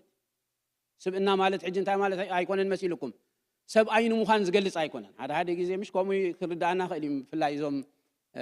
كالو قانقا استاي نغبر ግን سبنا إلنا خنزارب كلنا ሰብኣይ ምዃን ኣይኮንና ንዛረብ ደለና እንታይ ኢና ንዛረብ ደለና ፐርሰን ምዃኑ ኢና ንዛረብ ደለና ስለዚ ደጋጊምና እንተ ስብእና ድብል ቃል ተጠቂምና ኩሉ ግዜ ኣብ ትምህርትና ምክንያቱ ብዙሕ ዓይነት እንታይ ድበሃል ስለ ዝኾነ ዝጉባኤ ኩሉ ይፈልጦ እዩ ማለት ኣይኮነን ናይ ቋንቋ ፀገም ዘለና እውን ክንህሉ ንኽእል ኢና ሓቂ ቤቱ ጓላይ ሃገር ሰላም ያ እንታይ ማለት መሲልኩም ስብእና ኢልና ክንዛረብ ከለና is a person ኢና ንዛረብ ደለና ስለዚ ብዛዕባ ውህበት ኢልና ክንዛረብ ከለና ብዛዕባ spiritual gifts ኢና ንዛረብ መንፈስ ቅዱስ ኢልና ክንዛረብ ከለና ግን ብዛዕባ ትናቱ personality ወይ ድማ personality ናይ ገልጸና personality ካልእ ትርጉም ስለ ደሎ ብዛዕባ person ወይ ድማ እቲ ስብእና ኢና ንዛረብ ደለና ማለት ኦኬ መንፈስ ቅዱስ ሓይሊ ከም ዘይኮነ ጥራሕ ፈሳሲ ከም ዘይኮነ ምስ ካልኦት ዓበይቲ ፍልልይ ዘሎና ናይ ሃይማኖት ትካላት ፍልልይና ናይ መንፈስ ቅዱስ ኣሎ ንምሳሌ ምስ ናይ ህዋ መስኻኽሪና ባህልቲ ብዛዕባ መንፈስ ቅዱስ ክዛረቡ ከለዉ መንፈስ ቅዱስ ስብእና ከም ዘይብሉ ወይ ድማ ሓደ ንጊ እዋኑ ጥቀመሉ ሓይሊ እዮም ልመሩ ኣብዚ ክዛረበና ከሎ ግን ኢየሱስ ክርስቶስ ካልእ ዝብል ተጠቂሙሉ ደሎ ብዙሓት ናይ ስነ መለኮት መምሃራን ነዚ ነገራት እዚ ክስታይ ክገብሩ ከለዉ ብትክክል እንታይ እዮም ዝጥቀሙ ተዳኢልና እቲ ስብእንኡ እዩ ብዛዕባ ስብእንኡ ዝዛረብ ናይ መንፈስ ቅዱስ ኣምላኽ ረዲኡና ኣብዚ መጽናዕቲ መጽሓፍ ቅዱስ ንመሃሮ ስለ ዘሎና ኩላትና በዚ ሓሳባት ርዱኣት ኢና ኢለ ይሓስብ ብፍላይቶም ንሳተፍ ማለት ምክንያቱ ካብቲ ስክራች ወይ ድማ ካብ መጀመርታ ጀሚርና ብዛዕባ መንፈስ ቅዱስ ስለ ንመሃር ዘለና ማለት ስለዚ ብዛዕባ መንፈስ ቅዱስ ኢልና ክንዛረብ ከለና እምበኣር ብዛዕባ ምን ኢና ንዛረብ ደለና እንተዳኢልና ብዛዕባ ስብእንኡ ኢና ንዛረብ ደለና ንሱ ባዕሉ ሳልሳይ ኣካል ስላሴ ዝኾነ ሓደ ግዜ ሽግርና እስካትኩም ኳኹም ሽገሩ ኢኹም ኢለ ሓስብን ግን ኣብ ሰብ ዘሎ ሓፈሻዊ ሽግር ናይ እግዚአብሔር መንነት ወይ ድማ ናይ እግዚአብሔር ህላወ ምስቲ ናይ ሰብ ነገር ምስኡ እንታይ ክገብሮ ስለ ዝሓስብ ይመስልኩም ከገናዝቦ ይሓስብ እሞ ኣብ እምሩ ሓደ ግዜ እዚ ስላሴ ድብል ሓሳባት እንታይ ይፈጥረሉ ይመስልኩም ሕቶ ክፈጥረሉ ይኽእል ወይ ድማኒ እቲ ወድዓውነት ወይ ድማ እቲ ክውንነቱ ንምርዳእ ክሸግሮ ይኽእል ግን ብዛዕባ ኣምላኽ ኢልና ክንዛረብ ከለና ብዛዕባ ምን ኢና ንዛረብ ደለና እንተዳኢልና ብዛዕባ ሰብን ንሰብ ዝመስል ነገራትን ኣይኮንና ንዛረብ ደለና ብዛዕባ ምን ኢና ንዛረብ ደለና እንተዳኢልና ብዛዕባ መንፈሳዊ ህላዌ ናይ ኣምላኽ ኢና ንዛረብ ደለና መንፈሳዊ ዓለም ካሊእ ቀዳማይ ሳማሓውና ዲ እንዳማሃረ ከሎ ስላሴ ኣባና ኣለው ኢሉ ክዛረብ ከሎ ክንዩ ካልእ ቃላት ስለ ዘየለን እንዲዩ ግን ፈፂሙ በእምሮ እንታይ ክትገብሮ ይትኽእልኒ ኢኻ እንተዳኢልና ወድዓዊ ክትገብሮ ይትኽእልኒ ኢኻ መጽሓፍ ቅዱስ እንታይ እዩ ዝነግረና እንተዳኢልና ብእምነት ነቲ ቃል እግዚኣብሔር ተነጊሩና ዘሎ ከም ዘለዎ እንተዳ ተቐቢልናዮ ኢና ኣብቲ ዓውዲ ወይ ድማ ኣብቲ ደንበ ናይ ኣመንቲ ተባሂልና ንፅዋዕ ማለት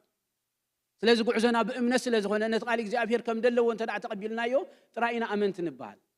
ቃል እግዚኣብሔር ክነግረና ከሎ ከዓኒ ብዛዕባ መንፈስ ቅዱስ ስብእና ከም ዘለዎ ነጊሩና ኣሎ መንፈስ ቅዱስ ኣይተጉሂዎ ኢሉ ሓቂ ምሽ ድጉሂ እንተዳ ኮይኑ ስምዒት ኣለዎ ማለት መንፈስ ቅዱስ መርሓኩም ይልና ኣሎ ድዛረብ እንድሕር ኮይኑ ስብእና ኣለዎ ስለዚ እዚ ሕጂ ብዛዕባኡ ክምህር ስለ ዝደለኹ ይኮንኩን ግን ብዛዕባ መንፈስ ቅዱስ ኢልና ክንዛረብ ከለና እምበኣር ብዛዕባ እዚ መንፈስ እዚ ኢና ንዛረብ ደለና ማለት ስለዚ ኢየሱስ ክርስቶስ እምበኣር ይኸይድ ስለ ዘሎ ይፍለይ ስለ ዘሎ እዚኣ ናይ ሰሙን ግዜ ናይ ምፍላዩ እዋን ስለ ዝኾነት ኢየሱስ ክርስቶስ ክዛረቦም እንከሎ እንታይ ኢልዎም እምበኣር ምክንያቱ እቲ ዝነበርዎ ኩነት ብፍላይ ከኣዛ ሰሙን እዚኣ ንደቀ መዛሙርቲ ኣዝያ ፈታኒትን በዳሂትን እዋን ምዃና ተራዳዲእና ኢና ምክንያቱ ንቡር ነይሩ ተወኪሎሞ በጀክኡ ካልእ ማለሲ እቶም ንሱ ዝገብሮም ዝነበረ ነገራሲ ኢየሱስ ክርስቶስ ብግብርን ብቃል እንዲሎ መጽሓፍ ቅዱስ ክኢላ ኢልዎሎም ሓቂ ክኢላ ምዃኑ ሞር ከኣኡ ዲፐንድ እንዳገበሩ ፀኒሖምሲ ተዓላት ናይ ምፍናው ኣኺላ ግን ኢየሱስ ክርስቶስ ሕጂ ካባኻትኩም ክኸይድ ክብሎም እንከሎ ሕጂ ብብዙሕ ነገራት ናብ ምቅላዕ ይኸዱ ከም ዝነበሩ ስለዚ ድማ እንታይ ኮይኖም ተዳኢልና ምዕራፍ 14 ክዛረቦም ከሎ ፍቅዲ ሓደ ልብኹም እንታይ ይኹን ኢልዎም ኣይሸበር ስለምንታይ ተዳኢልና ደሸብር ነገራት ስለ ዝኾነ እንታይ ኢና ኣባ ክንከውን ኣቶይ ናይ ስጋኣታት ስጋኣት እንታይ ኢና ክንከውን ባ ፅባሕ ኢየሱስ ክርስቶስ እንድሕር ከይዱ ኢየሱስ ክርስቶስ ግን እንታይ ኢልዎም ሕጂ እምበኣር ልክዕ ከምኡ ስብእና ዘለዎ ካልእ ኢልዎም ማለት እንታይ ክገብረልኩም ኢሉ ሰደልኩም አሜን መን ኢሉ መንፈስ ንሱ መጸናንዒ እዩ ኢሎ ስለዚህ እምበኣር እታ ቀንዲ ዓላማ እንታይ እያ እንተዳኢልና እምበኣር እዚ መንፈስ እዚ ምሳና ከም ዘሎ ኣባና ከም ዘሎ ንኸነገልግል ብቕዓት ከም ዝህበና ጸጋ ከም ዝህበና ካልኻ እዚ መንፈስ ቅዱስ እዚ ኣባና ምህላውን ምሳና ምህላውን ወላ ሓንቲ ቅድመ ኩነት ከም ዘይብሉ ናትና ክእለት ናትና ጽድቂ ከም ዘይኮነ ጸግኡ ምዃኑ ንምርዳይ ንያቱ ሓደ ጊዜ እዚ ድገርመኒ ነገራት ክነግረኩም ማለት ከም ሰባት ኣብ ምድሪ ክንነብር እንከለና ዝተፈላለየ ዓይነት ኣነባብራን ዝተፈላለየ ዓይነት ድሕረ ባይታን ምስ ድሕረ ባይታናን ምስቲ ኣነባብራናን ዝተተሓሓዘ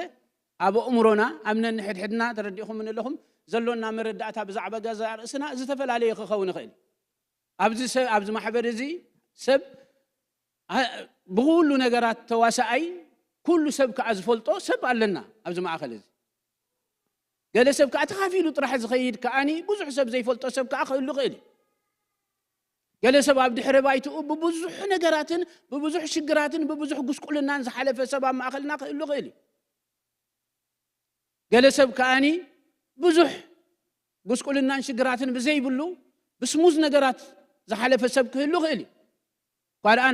ናብዚ ቀዳማይ ዓለም ክንመጽእ ከለና ሳብ መጻጻና በበይን እዩ ገሌና ብዙሕ ባሕርን ክስታይን ሰጊርና ዝመጻና ሰባት ኣሎና ገሊኦም ከዓኒ ብነፋሪት ዝመፁ እዚኣ ድዓለቡ ሰባት ከዓ ክህሉ ይኽእሉ እዮም ኣብዛ ማሕበር እዚኣ ብዙሕ ፍልልያት ኣለና ማለት ገሌና ቀለም ኣዚና ዝጸገምና ኢና ገሌና ማእኸላይ ኢና ገሌና ከዓኒ ምስቲ ህልው ኩነታት ናይ ሃገርና ከም ሃገርን ከም ህዝብን ነዚ ነገራት እዚ ዕድል ዘይረኸብና ኣብ ስደት ምስ መጻና ከዓኒ ንናብራ ሰርቫይቭ ንምግባር ንቃለስ ዘሎና ሰባት ስለ ዝኾንና ነዚ ነገራት እዚ ኣቓልቦ ዘይሃብናሉ ዝኣኽለና ትምህርቲ ዘሎና ሰባት ክንከውን ንኽእል ኢና ድገርመኒ ነገራት ግን እዚ መንፈስ እዚ ግን ኣብ ኩሉ ሓደ እዚ ድዛረቦ ዘለኹ ንዋል ሓደ ኣይፈላልዩ ኣብ ጾታ ገሌና ደቂ ተባዕትዮ ኢና ገሌና ደቂ ኣንስትዮ ኣብ ዕድመ ብዙሕ ፍልልያት ኣሎን ኣብ ተመክሮ ብዙሕ ፍልልያት ኣሎን እዚ መንፈስ እዚ ግን እግዚአብሔር ይመስገን ንሰብ ዘበለ እዩ ዳስ ዋይ ምስ ክእለትካ ምስ ዓቕምኻ ምስ ብቕዓትካ ምስ ናትካ ነገራት ዝተተሓሓዘ ነገራት የብሉን ምጸግኡ እዩ እቲ ናይ መወዳእታ ጎል ክንወቕዖ እንደሊ ሓሳባት እዚ እዩ ምክንያቱ ምሳና ከም ዘሎ ኣባና ከም ዘሎ ንሱ ጸጋ ከም ዝህብ ንኣገልግሎት ብቕዓት ከም ዝህብ ምኻ ኣባና ከም ዘሎ እንተዳ ተረዲእና እንተዳ ኣሚንናዮ ካብዚ ነገራት እዚ ተበጊስና ሽዑኡ ጽባሕ ብእምነት ምስ መንፈስ ቅዱስ ዝህልወና ሕብረት ካብኡ ጸጋ ብምቕባል ድማኒ ውጽኢታዊ ዝኾነ ኣገልግሎት ከነገልግልን ወይ ድማኒ ኣብ ህይወት እውን ንባዕሉ ሓደ ጊዜ ናይ መንፈስ ቅዱስ ህላወ ኣብ ህይወትና ካብ ሐዋርያት እንመሃሮ ነገራት እንተዳሪእናዮ መንፈስ ቅዱስ ኣብ ህይወት ሰብ ምስ መጸ ካብ ደቀ መዛሙርት እንሪኦ ዝገበሮ ነገራት ኣሎ ማለት ሓቂ ትዝክሩ ሓደ ጊዜ it was amazing ናይ ብሓቂ ነግረኩም ደለኹ ንገለ ሰባት ብዛዕባ ተዛሪማ ሓደ ጊዜ ኤርማሓዊ ኣብ ዝኽምህር ከሎ ብዛዕባ ጴጥሮስ ምስ ናይ መንፈስ ቅዱስ ትምህርቲ ኣተሓሒዙ ትዝክሩዋ ትኾን እታ ትምህርቲ እንታይ እዩ ጃምፕ ገይሩ መሲልኩም ጴጥሮስ እንታይ ዓይነት ኩነታት ነይሩዎ ዳሕራይ ግን መንፈስ ቅዱስ ምስተመልአ ግና እንታይ ዓይነት ሰብ ኮይኑ ጽቡቕ ገይሩ ነጊሩና ሓቂ እዚ ናይ ምንታይ ውጽኢት እንተዳኢልና ናይ ምትንካፍ ናይ መንፈስ ቅዱስ ግና ንሱ ጥራሕ ኣይኮነን ኣብኡ ዝተፈጸመ ፍጻመ ግን ነይሩ እዩ ቅድሚ ሕጂ ኤክስፐሪንስ ገይሮሞ ዘይፈልጡ ተሞኪሮሞ ዘይፈልጡ ሪኦሞ ዘይፈልጡ ኣብ ካልእ እውን ሪኦሞ ዘይፈልጡ መንፈስ ቅዱስ ናብ ህይወቶም ምስ መጸ ግና ኣብኦም እንታይ ኮይኑ እንተዳኢልና ህያባት መንፈስ ቅዱስ ከዓ እንታይ ኮይኑ እንተዳኢልና ተገሊጹ ክንበዩ ጀሚሮም ብኻልእ ቋንቋታት ክዛረቡ ጀሚሮም ኣባታቶም ተራእዩ ዘይፈልጥ ኣብ ካልእ ተራእዩ ዘይፈልጥ ኣባታቶም ክኸውን ጀሚሩ ዋይ ምትንካፍ ናይ መንፈስ ቅዱስ እዚ መንፈስ እዚ እምበኣር እንብሎ ዘለና ከምኡ ዝገብር መንፈስ እዩ ንህይወትካ ዝልውጥ መንፈስ እዩ ድገረሞም ነገራት ኮን ኣብ ድሕረ ባይቶኦም መጽዮም እትድገብርዎ ዘለዉ ነገራት ከዓ ምስ ረአዩ ንኽልቲኡ ምትዕራቕ ሲኢኖሞ እዞም ሰባት እዚኦም ዘይተማሃሩ ጨዋታት እዮም ኢሎም ምክንያቱ ፈጺሞም ኣብዚ ኣለዉ ዝበሃሉ ሰባት ኣይኮኑን መንፈስ ቅዱስ ኣባታቶም ምስ መጸ ኣባታቶም ሓይሊ ክገብር ምስ ጀመረ ሰባት ክገብርዎ ዘይክእሉ ነገራት ክገብሩ ምስ ጀመሩ ወይ ድማ ባኣታቶም ክግበር ምስ ጀመረ ግና ንዓለም ብምልእቲ እንታይ ገይሮም ማንተ ዳኢልና ኣደኒቆም ንብዙሓት ሰባት ናብ ጎይታ ክመጹ መንገዲ ኮይኖም ስለምንታይ ብምኽንያት መንፈስ ቅዱስ እዚ መንፈስ እዚ የድልየና ኣይድልየኩም ኣይድልን እዚ መንፈስ እዚ የድልየና ናይ መወዳእታ ጎል እምበኣር እንታይ ማለት እዩ መሲላቱ እምነት ናይቲ ዘይርአ ነገራት ምርዳእ ስለ ዝኾነ እቲ ቃል እግዚኣብሔር በሪሂልካ ከም ደለዎ ነቲ ቃል እንድሕር ተቐቢልካዮ ምሳኻ እናሃለዎ ከሎ ብምኽንያት ብዕምቆት ብርሃን ዘይምርዳእኻ ነቲ ምሳኻ ደሎ ምሳኻ ከም ዘሎ ተጠቃሚ ከይትኸውን ትኽእል ኢኻ ግን ምሳኻ እናሃለዎ ከሎ ማለት እቲ ብርሃን ናይቲ ቃሉ እንተደኣ ተረዲእካ ግና መንፈስ ቅዱስ ምሳኻ ከም ደሎ ኣባኻ ከም ደሎ እንተደኣ ፈሊጥካ ኣብ ህይወትካ ንኽዓይ ምሳኻ ከም ዘሎ ትብዓት እናተሰማዓካ እዩ ድኸይድ ማለት ካብዚ ትብዓትን እምነትን ዝተበገሰ ምስ መንፈስ ቅዱስ ጽቡቕ ዝኾነ ሕብረትን ዝምድናን ከልወካ ይኽእል ካብኡ ብትረኽቦ ሓይሊ ካብኡ ብትረኽቦ ጸጋ ድማ ኣነባብራኻ ኣካያይዳኻ ኣገልግሎትካ እንታይ ክገብር ይኽእል እዩ ክልወጥ ይኽእል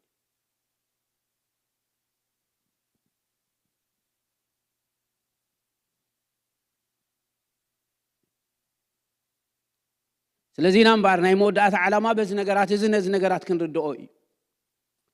ሎም መዓልቲ ንሪኦ ሓሳባት እምበኣር እዚ ካብታ ጽሕፍቲ ከይወፃና ኢየሱስ ክርስቶስ እንታይ ኢሉ መሲሉኩም ቀዳመይቲ ዝተዛረበ ሓሳባት ኣለ ኣነ ነቦ ክልምኖ እየ ኢሉ ተዛሪቡ ኣነ ነቦ እንታይ ክገብሮ እየ ክልምኖ እየ ስለዚ ሕጂ ሓደ ነገራት ንረዳዳ መቸም ነታ ጽሕፍቲ ከም ደላታ ወሲድና ክንሪኣን ከለና ንሽዑኡ ንደቀ መዛሙርቲ ጥራሕ ዝኾነ ግዜ ከም ዘይኮነ ርኢና ነርና ምክንያቱ ካብቲ ጽሑፍ እንተዳ ርኢናዮ ንዘለኣለም ምሳኻትኩም ዝነብር ኢሉ ተዛሪቡሉ ስለዚ ንደቀ መዛሙርቲ ጥራሕ ደይኮነሲ ንማሕበር ዝምልከት እዩ ኢየሱስ ክርስቶስ ዝዛረብ ደሎ ናይዚ እዋን ማሕበር ናይዚ እዋን ደቀ መዛሙርቲ ናይዚ እዋን ሰዓብቲ ናይዚ እዋን ወከልቲ ናይታ መንግስቲ ከዓ መን እንተዳ ኢልና ንሕና ኢና ስለዚ ብዛዕባና እዩ ዝዛረብ ደሎ ዝቃል እዚ ማለት እዩ ስለዚ ኢየሱስ ክርስቶስ እምበኣር ክዛረብ እንከሎ እንታይ ይብል ደሎ መሲልኩም ኣነ ነቦ እንታይ ክገብረ ክልምኖ እየ ክብል እንከሎ ሕጂ ዲፐንድ ኣመን ዝኸውን ዘሎ እንተዳ ኢልና ናይ መንፈስ ቅዱስ ምምፃእ ናይቲ መፀናንዒ ተባሂሉ ደሎ ኣብ ህይወቶም ምምፁ እቲ ዲፐንድ ዝኸውን ወይ ድማኒ እቲ ቀንዲ መን እንተዳ ኢልና ምልማን ናይ ኢየሱስ ክርስቶስ ያ ነግረኩም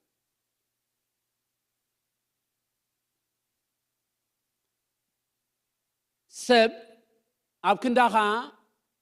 ዝልምነልካ እንድሕር ኮይኑ ምልማን ምምላድ ዝበሃሉ ነገራት እንታይ እዮም ተዳ ኢልና ሓደ ኦኬ ዳሕራይና ቁንዳ መፃና እንከይድና ብዛዕባ ሓደ ጉዳይ ደድልየካ ነገራት ክትረኽቦ ትደሊ ግናኸ እቲ ወሃቢ ንዓኻ ከም ንዓኻ ክህበካ ዘይክእል እንድሕር ኮይኑ ንዓኻ ንኽህበካ ድማኒ ከተማልኦም ብዝግባኣካ ክራይተርያታት ወይ ድማኒ ነገራት ከተማልእ ስለ ዘይከኣልካ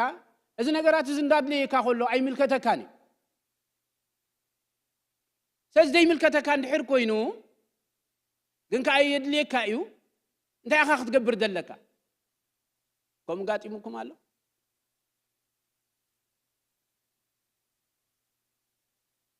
ኣብ ድኾነ መቸም እዚ ነገራት እዚ ልሙድ እዩ ኣብዚ ሕጂ ዘለናዮ ምዕቡል ዓለም ኩሉ ብኮምፒውተራዊ ስለ ዝኾነ እዚ ከምኡ ምምላድ ዝበሃል ነገራት ገለ መለ ይሰርሕኒ ኦኬ ሃገር ሰላም ይስተረዳን ኣማላድነት ናይ ሰባት ገለ ዝበሃል ኣይሰርሕኒ ምሽ ሓቂ ታ ኮምፒውተር ትሕጊድ ዝፈረደካ ኢኻ ትፍረድ ማለት ገና ኣብዚ ሲስተም እዚ ኣተው ግን ኣብ ቀዳማይ ዓለም ኣብ ሳልሳይ ዓለም ግን ኣሎ ምሽ ሓቂ ንስኻ ትደልዩ ኢኻ የድልየካ ይምልከተካ እዩ ንስኻ ነዚ ነገራት እዚ ከተማላእ ከኣልካን ወይ ድማ መጎሳፍቲ ሰብ እታ ኣይረኸብካን ግናኸ ካል ኣካላ ክንዳኻ ኮይኑ ይዛረብ እሞ የውህበካ ስለዚ ሕጂ ትምውሃብካ ናይቲ ነገራት እቲ ተጠቃሚ ምዃን ናትካ ጉዳይ ኣለዎ ዲ የብሉ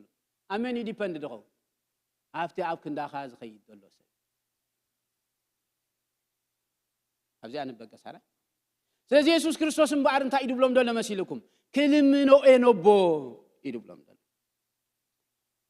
ጸጋ እዩ ጽድቅኻ ክእለትካ ናትካ ድሕረ ባይታ ናትካ ብቕዓት ናትካ ትምህርቲ ናትካ ነገራት ገለመለ ድበሃል ነገራት የብሉን ደብለና መንፈስ ቅዱስ ኣባኻ ምህላው ካብ ካልኦት ሰባት እዚ ባ ስለ ዝኾይኑ ቀድሜኻ ናብ ክርስትና ስለ ዝመፁ ግድምና ድበሃል ገለመለ ድበሃል ነገራት የብሉን እዚ መንፈስ እዚ ኣብ ኩላትና ኣሎ ራሜን ክሰም እዚ መንፈስ እዚ ኣመናሉ መጽሓፍ ቅዱስ ክዛረብ ከሎ እንታይ ድብል ሓደ መንፈስ ይሉሎ ምሽ ሓቂ ሓደ መንፈስ እንታይ ጌርና ኢና ተቀቢልና ኢና ወይ ድማ ሰቲና ኢና ሞይዱ ኣብዚ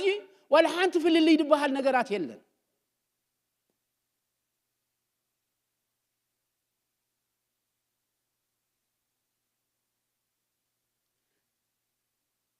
ክልምኖ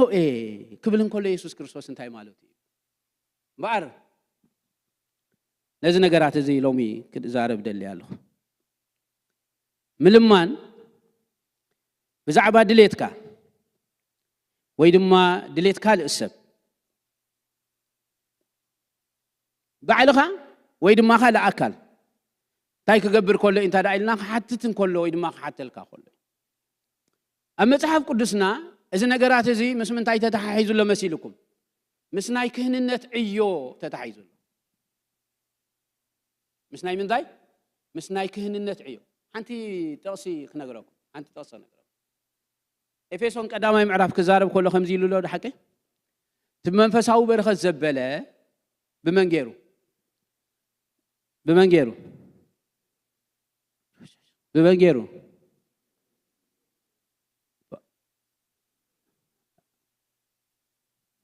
بمنجرو بمنجرو هاتون سواتي اللهم منه هم اشتغلوا دلهم يوم بمنجرو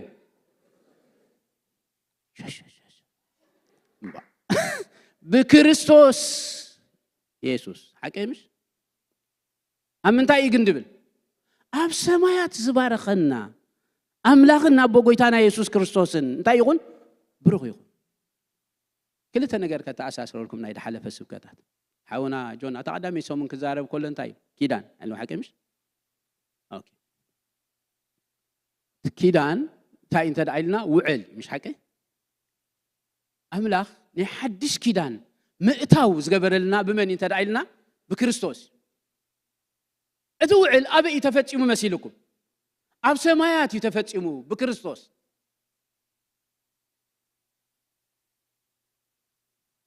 عند حالين تعالى بمن تفتشم أب سمايات بمن بكريستوس أنت بمنفسه وبرخ زبالة بكريستوس جيرو أب سمايات زبارخنا أملاخنا أبو جيتنا يسوع كريستوس بروح يقول هجي خلت نجارات تتقيس بوتات تتقيس الله سبنا تتقيس الله تبرسن من أنت رأينا بكريستوس يو أنت بوتا استفتشم له أبيو أب سمايات يو سلام تايديو مسيلكم كل منو زبل نجارات نتاع مسيلكم أكندنا يسوع كريستوس ناب سمايات مساعته أكند من إتي سب زخونة كريستوس لا غير زي حزون إتي سب زخونة كريستوس أكند سب زخونة أكند من سب زخونة أكند سب زخونة زي مش حدا جيزة تزاريون سلازي سب مهنا يسوع كريستوس نمن يزمل كتو نسب يزمل كتو زي أبي بليس نقرأ يسوع كريستوس أكند سب كوينو سموها يسوع كريستوس نمني ملكته نسبي ملكته سب كوينو زفت صمو يسوع كريستوس كأن مني ملكته مسيلكم ንሰብ ይምልከቶ አበይ ኣብቲ መንፈሳዊ ሓቂ ኣብቲ መንፈሳዊ ኩንነት ግን መን ይምልከቶ ነቲ ዝተቀበሎ ይምልከቶ ማለት ስለዚህ ነይቶም ዘይተቀበልዎ በምክንያት ዘይምቅባሎም ዘይተመልከቶም ኣብቲ መንፈሳዊ ሓቂ ግን ሁሉ ሰብ ይዝምልከቶ ማለት ኣብዚ ሰብ ዘይኮነሎ ዲ የለን ሰብ ዘይኮነ እንድሕር ኮይኑ ብዝጥረግባ ይኮነን አኺቡ ይኮነን ሓቂ ስለዚህ ሰብ ኢየሱስ ክርስቶስ ናይ ኢየሱስ ክርስቶስ ሰብ ምዃን ምእንቲ ሰብ እንተደኣ ኮይኑ ናይ ኢየሱስ ክርስቶስ ሰብ ምዃን ከዓ ሰብ ዘበለ ሁሉ ይምልከቶ እንድሕር ኮይኑ ንኹላትና እዩ ናይ ኢየሱስ ክርስቶስ ሰብ ምዃን ዝምልከተና ኢየሱስ ክርስቶስ እምበኣር ሰብ ምዃኑን ካብ ምውታት ምስተሰኻ ሰብ ኮይኑ ምቕጻሉን ምእንቲ መን እንተደኣ ኢልና ምእንቲ ሰብ ስለዚህ ኢየሱስ ክርስቶስ ኣብ ሰማያት ከይዱ ነዚ ነገራት እዚ ክገብሮ ከሎ ንዋለ ሓደ ሰብ እንታይ ይገብሮ እንተደኣ ኢልና ኣይርሕቆን እዩ ንመን ደኣ እዩ ንኹሉ ማዕረ እዩ ንመን ማዕረ እዩ ንኹሉ ማዕረ ስለዚህ እምበኣር ነቦ ኸይደ ክልሙኖ እየ ወይ ድማ ነቦ ክልሙኖ እየ ክብል እንኮላይ ንዓኻ እዩ እንኮላይ ንዓኺ እዩ ነዞም ዓንተ ወይ ዝጠቀስናዮም ብሙሉኦም ድሕረ ባይታታት ብሙሉኡ ንዕኡ ገዲፍና ናብ ክርስቶስ ምስ መጻና ሓደሽቲ ሰባት ስለ ዝኾንና ኩላትና ብኡ እዩ ኣምላኽ ድርኤና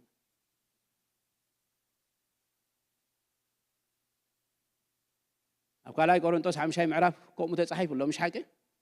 ትቡል ሓሊፉ እነሆ ኩሉ እንታይ ኮይኑ ሓድሽ ኮይኑ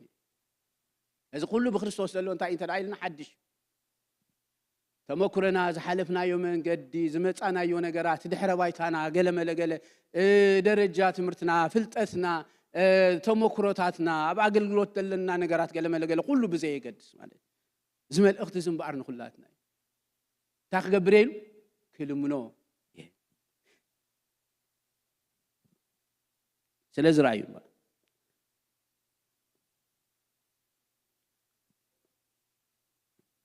ኢየሱስ ክርስቶስ ክልምነልኩም ማለቱ እንታይ ማለት እንተዳ ኢልና ኣብ መጽሐፍ ቅዱስና ኢየሱስ ከም ዘማልድ ብቀጥታ ወይ ድማ በተዛዋዋሪ መንገዲ ጽሑፋት ኣለውና ንምሳሌ ነራይ እንታይ ማለት ምዃን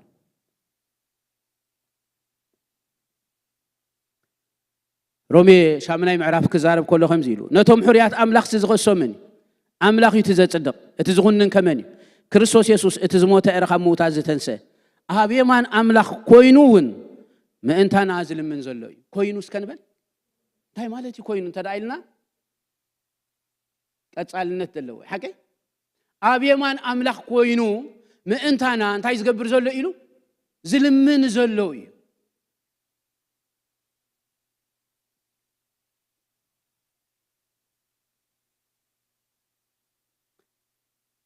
ዕብራውያን 7:25 ስለዚህ ድማ ነቶም ብኡ ኣቢሎም ናብ ኣምላኽ ዝመጹ ኩሉ ግዜ እስክንበል ኩሉ ግዜ እስክንበል ምእንታኦም ክልምን ዝነብር ስለ ዝኾነ ምእንታኦም እንታይ ክገብር ስለ ዝነብር ስለ ዝኾነ ክልምን ዝነብር ስለ ዝኾነ ምእንታኦም ይልምን ይነብር ዳሕራይ ትርጉሙ ክንሪአና ሓራይ ግን እንታይ ኢሉ ምእንታና ዝልምን ዘሎ እዩ ኢሉ ሓደ እንታይ ይገልጸልና እንተዳ ኢልና ቀጻልነት ዘለዎ ወይ ድማ ፕሬዘንት ኮንቲኒዩስ ቴንስ እንብሎ ቀጻሊ ዝኾነ ዕዮ ናይ ክህንነት ይዛረብ እዚ ኸ እንታይ እንተዳ ኢልና ይልምን ኣሎ ይድብለና ኣሎ ኣብዚ ካልኣይ ሓሳቡ ኸ ክዛረብ ከሎ እንታይ ይመስልኩም ምእንታኦም ክልምን ይነብር ስለ ዝኾነ ካኢሉ ማለት ينبر مالت انت مالت تدعيلنا كل شاع زلمن مالت كل جزء من انتم كل من ينبر سلازخونه خان سب ابراويان صحاف لهم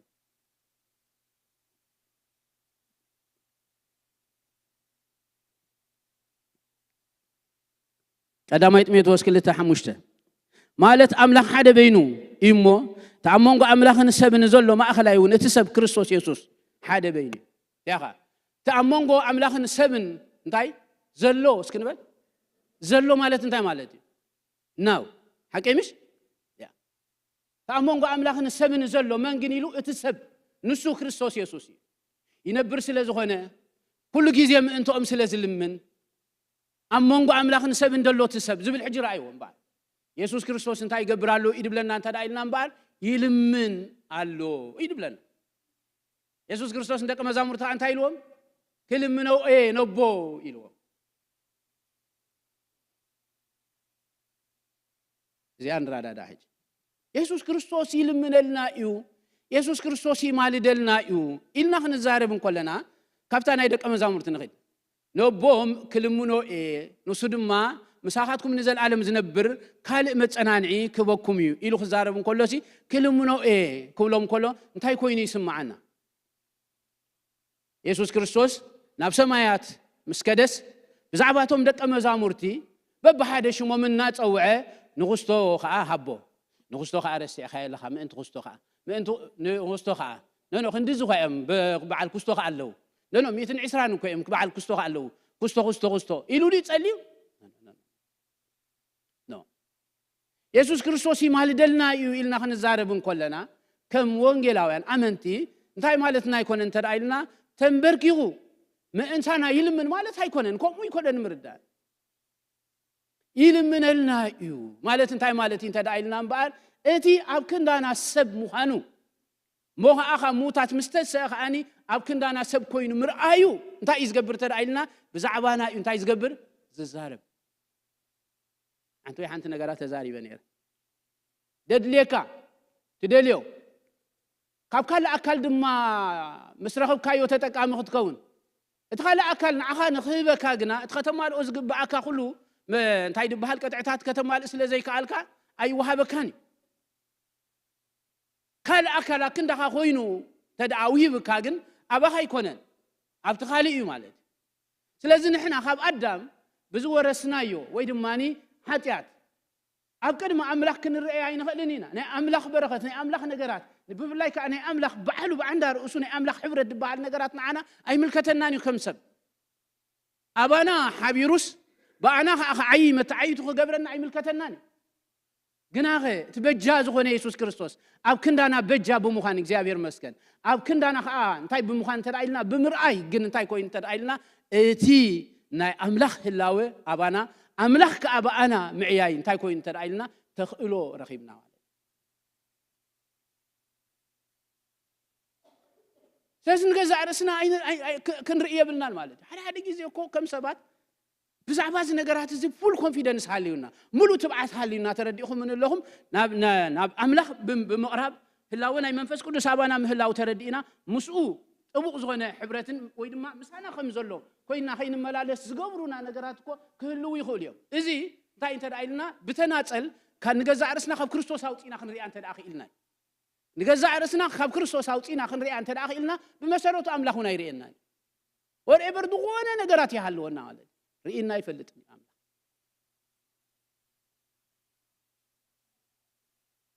ሓደ ጊዜ ጽቡቕ ስለ ዝኾንካ ኣምላኽ ባኻ ተሓጒሱ ገለ ነገራት ዝገብር ኣብ ገለ ጊዜ ከዓ ድኹም ስለ ዝበልካ ከዓ ባኻ ዝክስታይ ዝገብር ኣምላኽ ኩሉ ጊዜ ብክርስቶስ ኣቢሉ እንታይ ዝገብረና ዝርአየና ምብርታዕና ኩሉ ጊዜ ይደሊ ንዕኡ ዘሐጉስ እናመርመርና ከም ፍቃድ እግዚአብሔር ኮይና ምምልላስ ኩሉ ጊዜ ይደሊ እንተ ትምጥማት እንተ ተምርኣይ ዝበሃል ነገራት ግን ኣባና ይኮነ ሓደ ጊዜ ደቀ መዛሙርቲ ከም ዝደኢሎም እቲ ሕሙም መስሐ ወይዎ እሞ ምስተፈወሰ ዳሕራይ ሽዑኡ መፅኦም በበርኣያ ሰብ ኣማልኽቲ መፅኦም ናይሎም ክስታይ ምስ ገበሩ እንታይ ኢሎም ምሶም ኣቱም ሰባት ብገዛእ ጽድቅና ነዚ ነገራት እዚ ከም ዝገበርናዮ ስለምንታይ እንታይ ትገብሩ ተሓስቡ ብምንታይና ብገዛእ ጽድቅና ኣይኮነን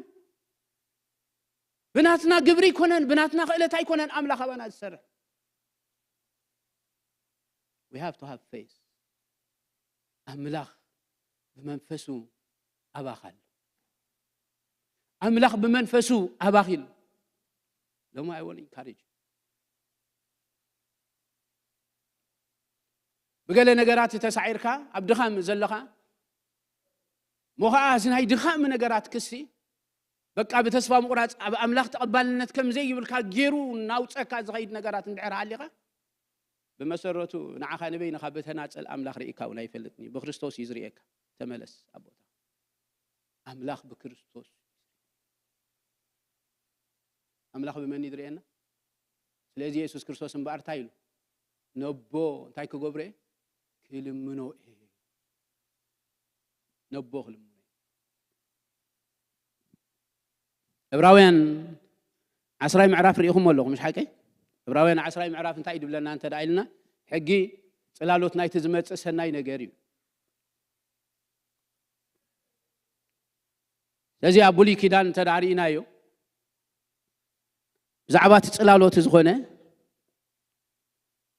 ምምላድ ዝብል ሓሳብ ዝምድና ውስመን እንተ ዳኢልና ምስክንነት እዩ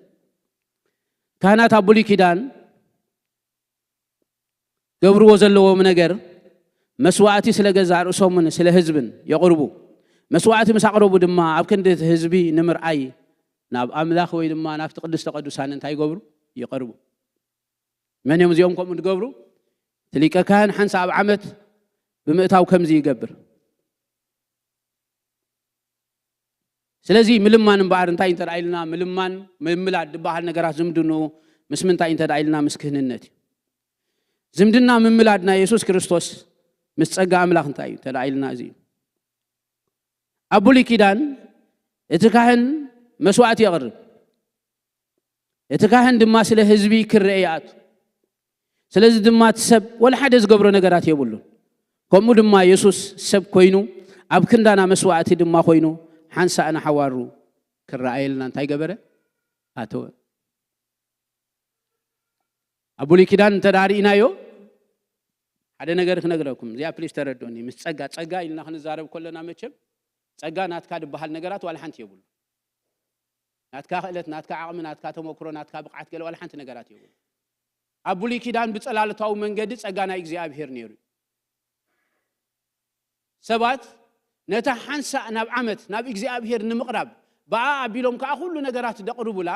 ብመንገዲ ሊቀ ካህን ኣክሰስ መታን ክረኽቡ ወይ ድማ ዕድል መታን ክረኽቡ ዝገብርዋ ነገራት እንታይ ኣነራ እንተ ዳኢልና ሓንሳ መስዋዕቲ ሒዞም ይመፁ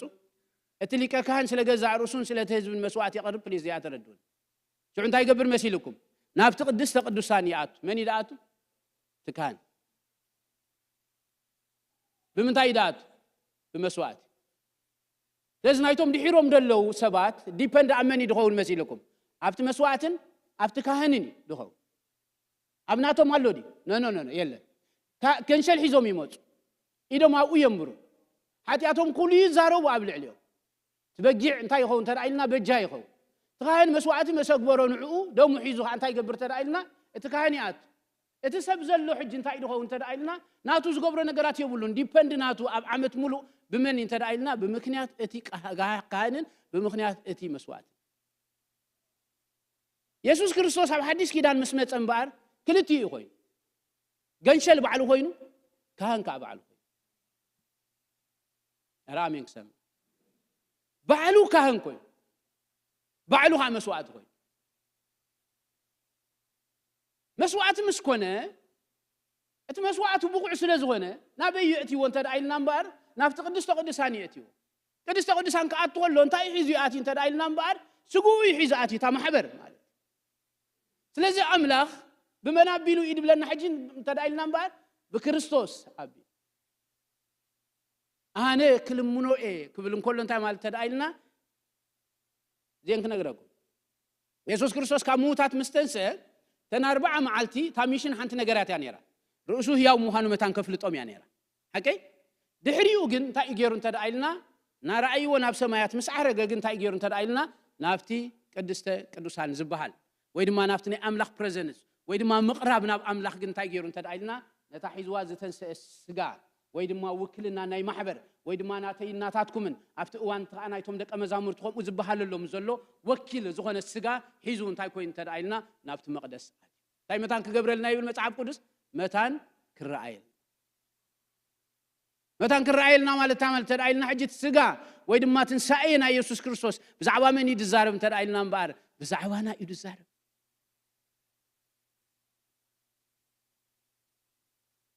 ብዛዕባ ሰብ እዩ ዝዛረብ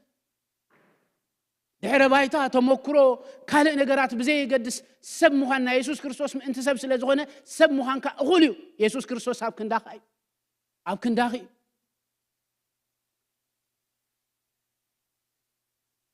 ስለዚ ማዕረ እዩ ዝረኣየልና ማለት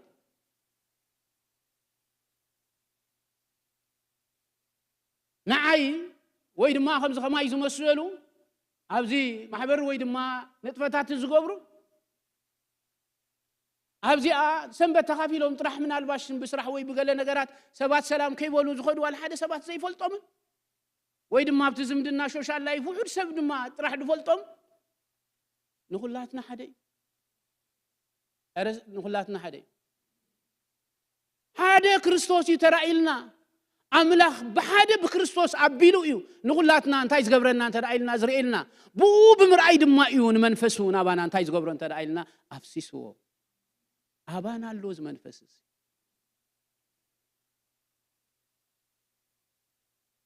ትመጸናንዒ ተባሂሉ ኣብታ ኣዋን እንቲኣ መንፈስ ቅዱስ ኣብ ዝተፈላለየ ዓውደ ንባብ ንዝተፈላለየ ነገራት በቲ ኩሉ ናቱ ነገራት ተገሊጹሎ ንኽምህረኩም ንኽመርሓኩም ተባሂሉ ተገሊጹሎ ኣብዛ ነገራት እዚኣ መጸናንዒ ተባሂሉ ደሎ ትመጸናንዒ ድበሃል ብዙሕ ነገራት ዝሓዘ እኳ ይኹን እምበር ኣብቲ እዋነቲ ምስ ነበረ ነገራት ይሽዑ ተገሊጹሉ ኣሎ መንፈስ ቅዱስ ግን ከምኡ ጥራሕ ደይኮነ ከዓ እንታይ ይገብር እንተዳኢልና ሓይሊ ይህብ ጸጋ ይህብ ኣሜን ህያባት ይህብ ብሓደ መንፈስ ኩሉ ህያባት ኣብ ሰባት ዝወሃብ በቲ ሓደ መንፈስ ቅዱስ ኣብዚ መጽሓፍ ቅዱስ ዝገርመኒ ነገራት እንታይ የለን እንተዳኢልና ድፈትዋ ቃል 2-3 ግዜ ተደጊማ ዘላ ምስ ካልኦት ዓውድታት ኣላ ናይ ኣምላኽ ኣብ ኣምላኽ ሌላን ጉሌላን የለን ትብላለ ሓቂ ምሽ ሓንቲ ኸ ኣብ ኣምላኽ ኣድልዎ ገጽ የለን ኣብ ኣምላኽ እንታይ የለን ሌላን ጉሌላን የለን በቲ ሰብ ከም ዝሪኦ ኣይኮነን ዝሪኤካ ኣምላኽ ሃጋላ ባዶስ ኣብ ኣምላኽ ኣድልዎ ገጽ ዝበሃል ነገራት የለን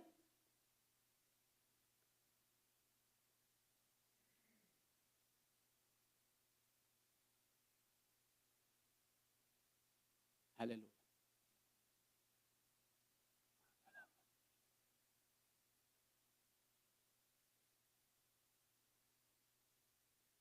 ቃዳነት ናይ ባህሪ ናይ ሰባት ሰጊሩ ኣድልዎ ገጽ ከም ዘይብሉ ንመረዳእታ ኣምላኽ ኣብ ቀዳማይ ርክባቱ ብዛዕባ መንፈስ ቅዱስ ይኹን ብዛዕባ ምድሓን በቲ ሰባት ዘይጽበይዎ መንገዲ እዩ እግዚኣብሔር ርእሱ ገሊጹ ርእሱ ገልጽ እንከሎ ብጓሶት ተገሊጹ ንኣገልግሎት ብምጽዋዕ ንዕኡ ወኪል ብዝኾኑ ነገራት ክግለጽ እንከሎ ብዘይተማሃሩ ሰባት ተገሊጹ ምሁራት ስለዚ የድልዎ ይኮነን ታይዳ ኣድልዎ ገጽ ከም ዘይብሉ ኣምላኽ ሰብ ከም ዝሪኦ ከም ዘይርኢ ኣምላኽ ነቲ ሰብ ኣብዚ ኣሎ ዘይብሎ ከይተረፈ ከም ዝርኢ ኣምላኽ ነቲ ርሱዕ ዋላ ሓደ ሰብ ዘይዝክሮ ሰባት እኳ ብዛዕባ እንታይ የብሎምን ዝብሎ ንዕኡ ከይተረፈ ኣብ ውሻጡ ዝሰምዕ ኣምላኽ ምዃኑ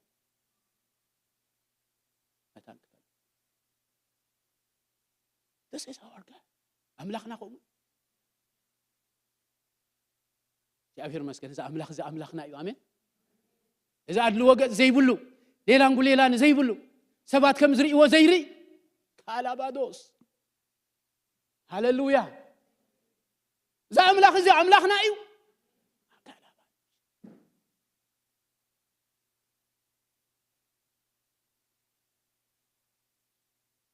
ባህሪኡ ዝገርመኒ ነገራት እንታይ እዩ ጭፍልቕ ሻምብቆ ኣይስ ንተኻኺ ጥዋፍ ከዓ እንታይ ይገብርኒ ጥቕሚ የብልካን ኢሉ ኣይጥፍእ ናይ እንደገና ኣምላኽ ኣሜን መንፈሱ ነንሻዕልና ሃበ ዝሕድስ ኣምላኽ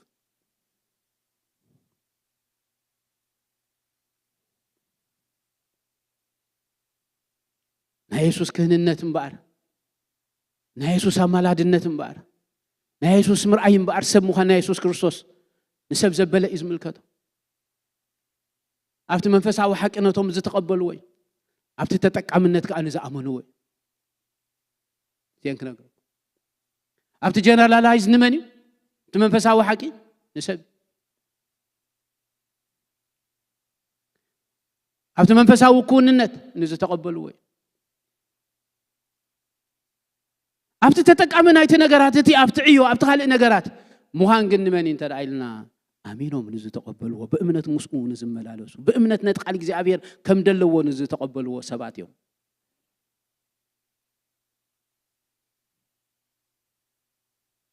እዚ ኣሳሰይቲ ኢና ንዛረብ ዘለና ዛት እውን ትንደልዮ ዘለና ማለት መጽሓፍ ቅዱስ ከምኡ መንፈስ ቅዱስ ኣባኻ ኣሎ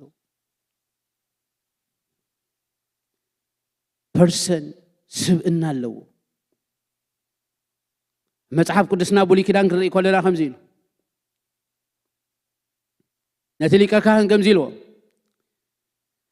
ነቲ ክልተ ኣእማን ድማ ንደቂ እስራኤል ኣእማን መዘከርታ ክኸውን ኣብቲ መናኽብ ኤፎድ ግበሮ ኣሮን ከዓ ኣብ ክልቲኡ መንከቡ ስሞም ኣብ ቀድሚ እግዚኣብሔር ንመዘከርታ ይጽሮ ኢሉ ዘጸአት 28:12 እቲ ኣእማን ድማ ከምቲ ስም ደቂ እስራኤል 12 ከምቲ ስሞም ይኹን ነቶም 12 ነገድ ነፍሲ ወከፎም በብስሞም ከም ቅርጺ ማሕተም ይኹን ኣብ ሳንቃ ኣፍ ልቢ ድማ ኣብ ጽሩይ ወርቂ ከም ገመድ ብምጥቕላል እተገብረ ሰንሰለታት ግበሮ ኣሮን ድማ ናብ መቕደስ ምዝኣቱ ነቲ ስም ደቂ እስራኤል ኣብቲ ናይ ፍርዲ ሳንቃ ኣፍ ልቢ ገይሩ ወርትግ ኣብ ቀድሚ እግዚኣብሔር ንመዘከርታ ክኸውን ኣብ ልዕሊ ልቡ እንታይ ግበሮ ኢሉ ይጽሮ ኢሉ ትሪእዎ ኣሎ እዚአን ክውደ ሊቀ ካህን ተባሂሉ ዘሎ ካብቲ ሓደ ዝተዋሃቦ ትእዛዝ ናብ ቅድስተ ቅዱሳን ከኣቱ እንከሎ ክልተ ክገብሮ ዘለዎ ነገራት ኣሎ መጀመርታ ክልተ የእማን ሽም ናይቶም 12 በዛ 16 በዛ 16 እንታይ ይገብር እንተዳኢልና ይጽሕፍ ኣብቲ መንከቡ እምኒ ይገብር ናይቶም 12 ደቂ እስራኤል ከዓ ምልክ ስጋ እንታይ እንተዳኢልና ከዓ መዘከርታ ኣስማቶም ንዓታቶም ዝውክል ማለት ንዓታቶም ሪፕሬዘንት ዝገብር ማለት ኣብቲ ሳንቃ ኣፍ ልቢ ድማ ኣብቲ ኤፎድ ዘሎ ሳንቃ ኣፍ ልቢ ድማ ኣብቲ ሳንቃ ኣፍ ልቢ ድማ 12 የእማን ብሽም ናይ ደቂ እስራኤል በብስሞም ከዓ ይግበር ኢሉ ሽዑ ኩሉ ግዜ ናብ ቤት መቅደስ እንታይ ይግበር ንመዘከርታ ይእቶ ንመን ሒዝዎም ይእቶ ማለት ይሕጅ ቶም ደቂ እስራኤል ሰባት ድበሃሉ ሕጂ ራእይዎም እንታይ እዮም ድገብሩ ዘለዉ እንተዳኢልና ኣብ ደገ ኮይኖም ዕለታዊ ናብርኦምን ዋኒኖምን እዮም ድገብሩ ዘለዉ ውሕስነቶም ግን ኣብ መን እንተዳኢልና ኣብቲ ኩሉ ሻዕ ኣብቲ ቤት መቅደስ ዘሎ ነዚ 12 እማን ወይ ድማ ነዚ 2 እማን ናይ እስራኤል ህዝቢ እንታይ ገይሩ ዘሎ ተራኢልና ወኪሉ ዘሎ ኩሉ ሻዕ ክርኢ ኣቱ ኣምላኽ እዚኦም ዋኒኖም እናገበሩ ከለዉ ከም ኪዳን ዘለዎም ህዝቢ ንዋኒኖም ኩሉ ውሑስ ዝገብሮ እንታይ እንተዳኢልና ብምኽንያት እቲ ሊቀ ካህን ምኽንያቱ ብዛዕባኦም ይዛረብ እቲ እማን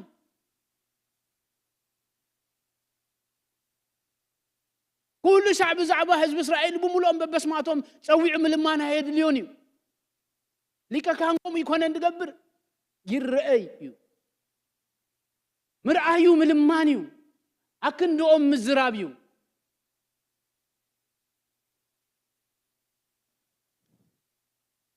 ዞም ካህናት እዚኦም ግን መጽሓፍ ቅዱስ ክዛረብ ከሎ ከምዚ ኢሉ ኣሕዋተይ ከምዚ ኢሉ ክርስቶስ ሕጂ ኣብ ቅድሚ ኣምላኽ ክረኣየልና ናብታ ሰማይ ኣተወ ኣሜን እምበር ኣብቲ ምስሊ ሓቂ ኣብታ ብኢድ ተገብረት መቅደስ ኣይኮነን ዝኣተወ ከምቲ ሊቀ ካህን በብዓመቱ ብደም ካልእ ናብ መቅደስ ዝኣቱ ንሱ ብዙሕ ሳዕ ርእሱ ክስውእ ኣይኣተወን ብዘይዝስ ካብ ምምስራት ዓለም ጀሚሩ ብዙሕ ሳዕ መከራ ክጸግም ተገበኦ ነይሩ ሕጂ ግና ብመስዋዕቲ ርእሱ ንኃጢአት ክስዕር ኢሉ ኣብቲ መወዳእታ ዘመናት ሓደ ጊዜ እንታይ ዝገበረ ኢሉ ዝተገልጸ ሮሜ ብዕብራውያን 9:24 ስጋዕ 26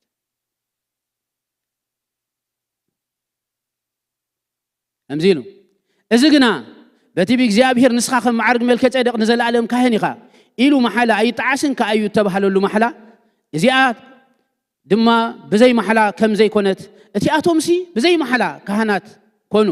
ከምኡ ድማ ኢየሱስ መድሕን ዝሓሸ ኪዳን ኮነ እዚኣቶምሲ ከይነብሩ ብሞት ስለ ተኸልከሉ ብዙሓት ካህናት ነበሩ እዚ ግና ንዘለዓለም ዝነብር ስለ ዝኾነ ዘይሓልፍ ክህነት ኣለዎ ቶም ናይ ቅድሚ ሕጂ ካህናት እንታይ እዮም ነይሮም ተራኢልና ኣዝዮም ብዙሓት እዮም ነይሮም ስለምንታይ ሞት ይኽልክሎም ስለ ዝነበረ ናይ ኢየሱስ ክርስቶስ ክህንነት ግን እዚኣ የደለየ ዘለኹ ንዘለዓለም ዝነብር ክህነት ኣለዎ ስለምንታይ ተራኢልና ኢየሱስ ክርስቶስ እንታይ ይገብር ነዩ ኣብ ሮሜ 6 ምዕራፍ ክዛረብ ከሎ እቲ ካብ ሙታ ዝተንሰ ክርስቶስ ደጊሙ እንታይ ይገብርኒ ኢሉ ኣይሞውትኒ ራሜን ንበል ንሱ ንዘለዓለም ዝነብር ክህንነት ኣለዎ ስለዚህ ድማ እንታይ ኢሉ መሲልኩም ንዘለዓለም ክልምነልና ይነብር ስለዝኾነ ኢሉ ደሎ ነቶም ብኡ ኣቢሎም ናብ ኣምላኽ ዝመጹ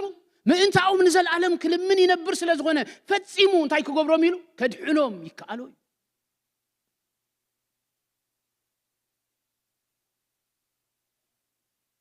ናይ ኢየሱስ ክርስቶስ ምልማን ብዛዕባና ናይ ኢየሱስ ክርስቶስ ክህንነት ብዛዕባና ምርኣይ ናይ ኢየሱስ ክርስቶስ ብዛዕባና ዘለዓለማዊ ስቲል ኢየሱስ ክርስቶስ እንታይ ይገብረልና ኣሎ ይረኣየልና ኣሎ ስለዚህ መንፈስ ቅዱስ አባና ምህላው እምባር እንታይ አይኮነን ተዳይልና ናትና ኽእለት አይኮነን ናትና ጸጋ ጽድቂ ይኮነን ናትና ዝኾነ ኽእለታት አይኮነን ታይዳ ተዳይልና በቲ ኢየሱስ ክርስቶስ ሓንሳን ሓዋሩ ኣብ መስቀል ብዝፈጸሞ ፍጻመን ናብ ተቅድስ ቅዱሳን ከአኽራአይልና ብዛዕተው ምእታውን መንፈስ ቅዱስ ምሳና ክኸውን ወይ ድማ አባና ክኸውን ብኡ ድማ ተጠቀምቲ ንኣምላኽ ንምግልጋል ወይ ድማ ተጠቀምቲ ጸጋና እግዚአብሔር አባና ንምዃን ከአንታይ ኮይና ተዳይልና አክሰስ ረኺብና አክሰስ ምርካብ ካሊ ፈሊጥካ ተጠቃሚ ናይታ አክሰስ ምዃን ከአኻሊ ቀዳማይ ዝጅምር ግን አክሰስ ምህላው ምፍላጥ ስለዝኾነ ኢና ሕጂ ንዛረብ ደለና ማለት we are going ክንከይዲና ብሽዑ ግን አሕዋቴ መንፈስ ቅዱስ አባኻትኩም አለ አራሜን ክሰማ መንፈስ ቅዱስ አባ ያለው እስክንበል መንፈስ ቅዱስ አባኻል እቲ መጸናንዕ ተባሂሉ ደሎ ነቦ ብምልማን ብናትካ ጽድቅ ብናትካ ኽእለት ደይኮነሲ ኢየሱስ ክርስቶስ ብምርአይ ኣነ ነቦ ክልሙነ ሽዑኸ መንፈስ ቅዱስ ናባኻትኩም ክመጽዩ ኢልዎ ደሎ ብምኽንያት ምልማና ኢየሱስ ክርስቶስ ስለዝኾነ ኢየሱስ ክርስቶስ እቲ ሊቀ ካህን ኩሉ ሸዓብ ክንዳና ይረአየልና ስለዝኾነ መንፈስ ቅዱስ ንዘለዓለም ምሳና እዩ ዳስ ዋይ እንታይ ኢልዎ ሲልኩም ንዘለዓለም ምሳኻትኩም ዝነብር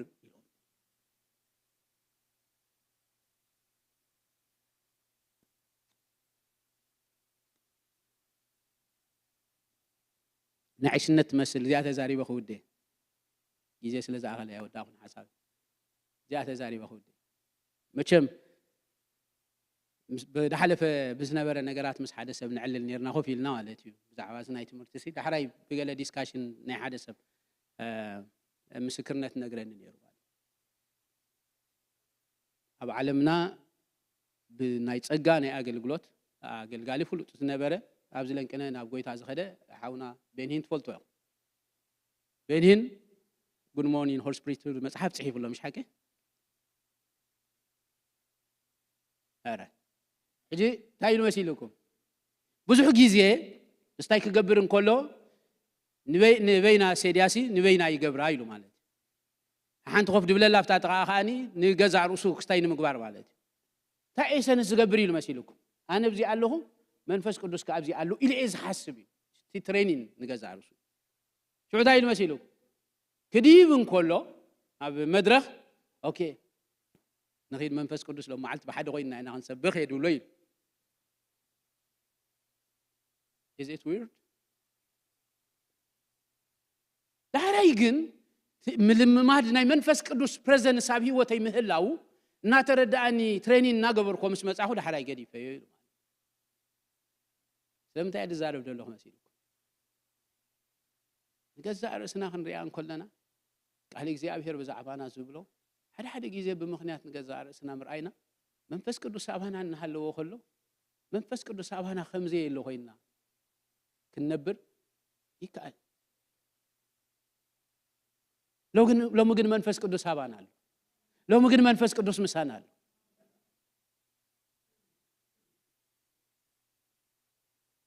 መንፈስ ቅዱስ አባና خمزለው ተረዲእና ተጠቀምቲና ይዝ ነገራት እዝን ተደአ ክንከውን ኮይና በእምነት መስኡ እንታ ክንገብር አለና ክንቋስ እግዚአብሔር ይመስገን ባል ኮዴ ታይዱል ደለኹ ኢየሱስ ክርስቶስ ነዞም ደቀ መዛሙርት ክዛረቦም ኮሎ ታይሎም ነቦ እንታይ ክገብረ ክልሙነ ንሱ ድማ ምሳኻትኩም ንዘለዓለም ዝነብር ካልእ መጸናንዕ ክበኩም ኢሎም ብምልማን ዝኸውን ነገራት ማለት እንታይ ተዳይልና ክርአይ ዝብል ስለዚህ እዚ ድማ ብምርአይ ድማ ንመን ተዳይልና ምርአይ ኢየሱስ ክርስቶስ ሰብ ምዃኑ ሰብ ኮይኑ እዚ ከዓ ንመን ተዳይልና ንዓና እንኮላ ስለዚህ መንፈስ ቅዱስ ሃባና አለ ታልቲሜት ናይ መወዳእታ ጎል እንታይና ንብል ደለና እንተ ዳኢልና እንታይ ያባ ዓላማና እንተ ዳኢልና መንፈስ ቅዱስ ሃባና ከም ዘሎ መንፈስ ቅዱስ ምሳና ከም ዘሎ ቀዳማይ እንታይ ምግባር ምፍላጥ ብድሕሪኡ ኸ መንፈስ ቅዱስ ሃባና ምህላው ፈሊጥና ኸ ተጠቀምቲ ናይ ነገራት እዚ ወይ ድማ ናይ አገልግሎት መንፈስ ቅዱስ ካ ንምዃን እግዚአብሔር መስገን ኩላትና ካብ ዘለና የተሲና ንሽተይ በዛ ሓሳባት ዝኽንጽሊና እግዚአብሔር መስገን ሃሌሉያ ራፓዶና ማጋዳ ባጁዴ በዲያና ማሱዳዳ ባግዳዳ ስኪሎም እግዚአብሔር መስገን we have to feel እግዚአብሔር መስገን ድሕረ ባይታና ንግደፎ ንረሳዓዩ ሕጅ ሎሚ ናብዚ ነገራት ዝንምጻ ናብዚ ሓሳባት ዝንምጻ ናብዚ ሓሳባት ዝንምጻ ነዚ ቃል ዝንእመን ብምኽንያት ጽድቀይ ብምኽንያት ክእለተይ ደይኮነ እቲ ስብእና ዘለዎ መንፈስ ኩሉ ዝኽእል መንፈስ ንሱ አባይ ከም ዘሎ ምሳይ ከም ዘሎ ሃሌሉያ ሃሌሉያ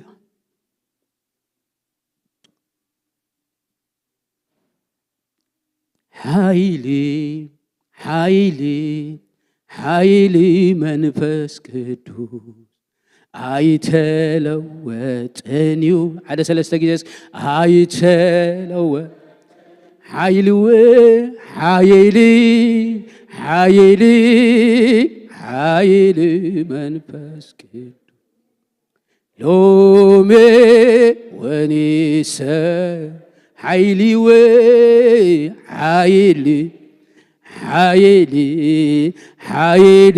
መንፈስ ቅዱስ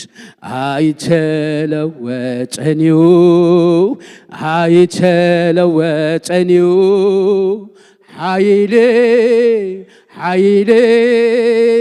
ኃይሊ መንፈስ ቅዱስ ሎሜ ወኒሰ እስክንዳ አመናዩ ሃሌሉያ ኃይሊ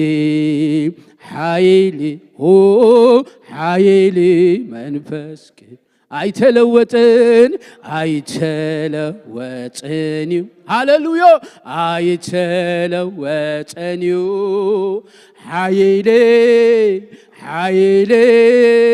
ኃይሊ መንፈስ ቅዱስ ሎሜ ወኒሰ ምእማን ጥራሕ እስኪ ሃሌሉያ ኃይሊ መንፈስ ቅዱስ አይተለወጥንዩ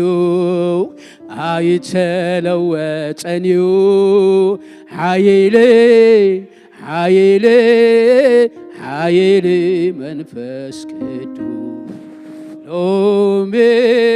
ወኒሰ እስኪ እግዚአብሔር መስገን ደስ መበለኒ መቀጸልና ሃሌሉያ ጊዜና ስለዝኸደ አገልዑት ከ ስለዝወጹ ጸሊና እግዚአብሔር መስገን ሃሌሉያ ልዑልን ቅዱስን ዘለዓለማውን ዝኾንካ ብሩኽ ሰማያዊ አቦ ተመስገን ነመስግነካ ኣለና እግዚአብሔር አምላኬ ምሳና ስለዘለኻ ኃይልኻ ምሳና ስለዘሎ እግዚአብሔር አምላኬ ልዕሉ ኩሉ ቃልካ ሐቂ ስለዝኾነ ነዚ ቃል እዚ ብእምነት ንቕበሎ ኣለና እግዚአብሔር አምላኬ ምስኡ ክንጓዓዝ አብኡ ክንውከል ብሽም ኢየሱስ ክርስቶስ ከማሕበር ኩሉ ጊዜ አፍልጦ ነዚ መንፈስ እዚ እናሃብና እግዚአብሔር አምላኬ ክንመላለስ ክትረዳአና ጽልል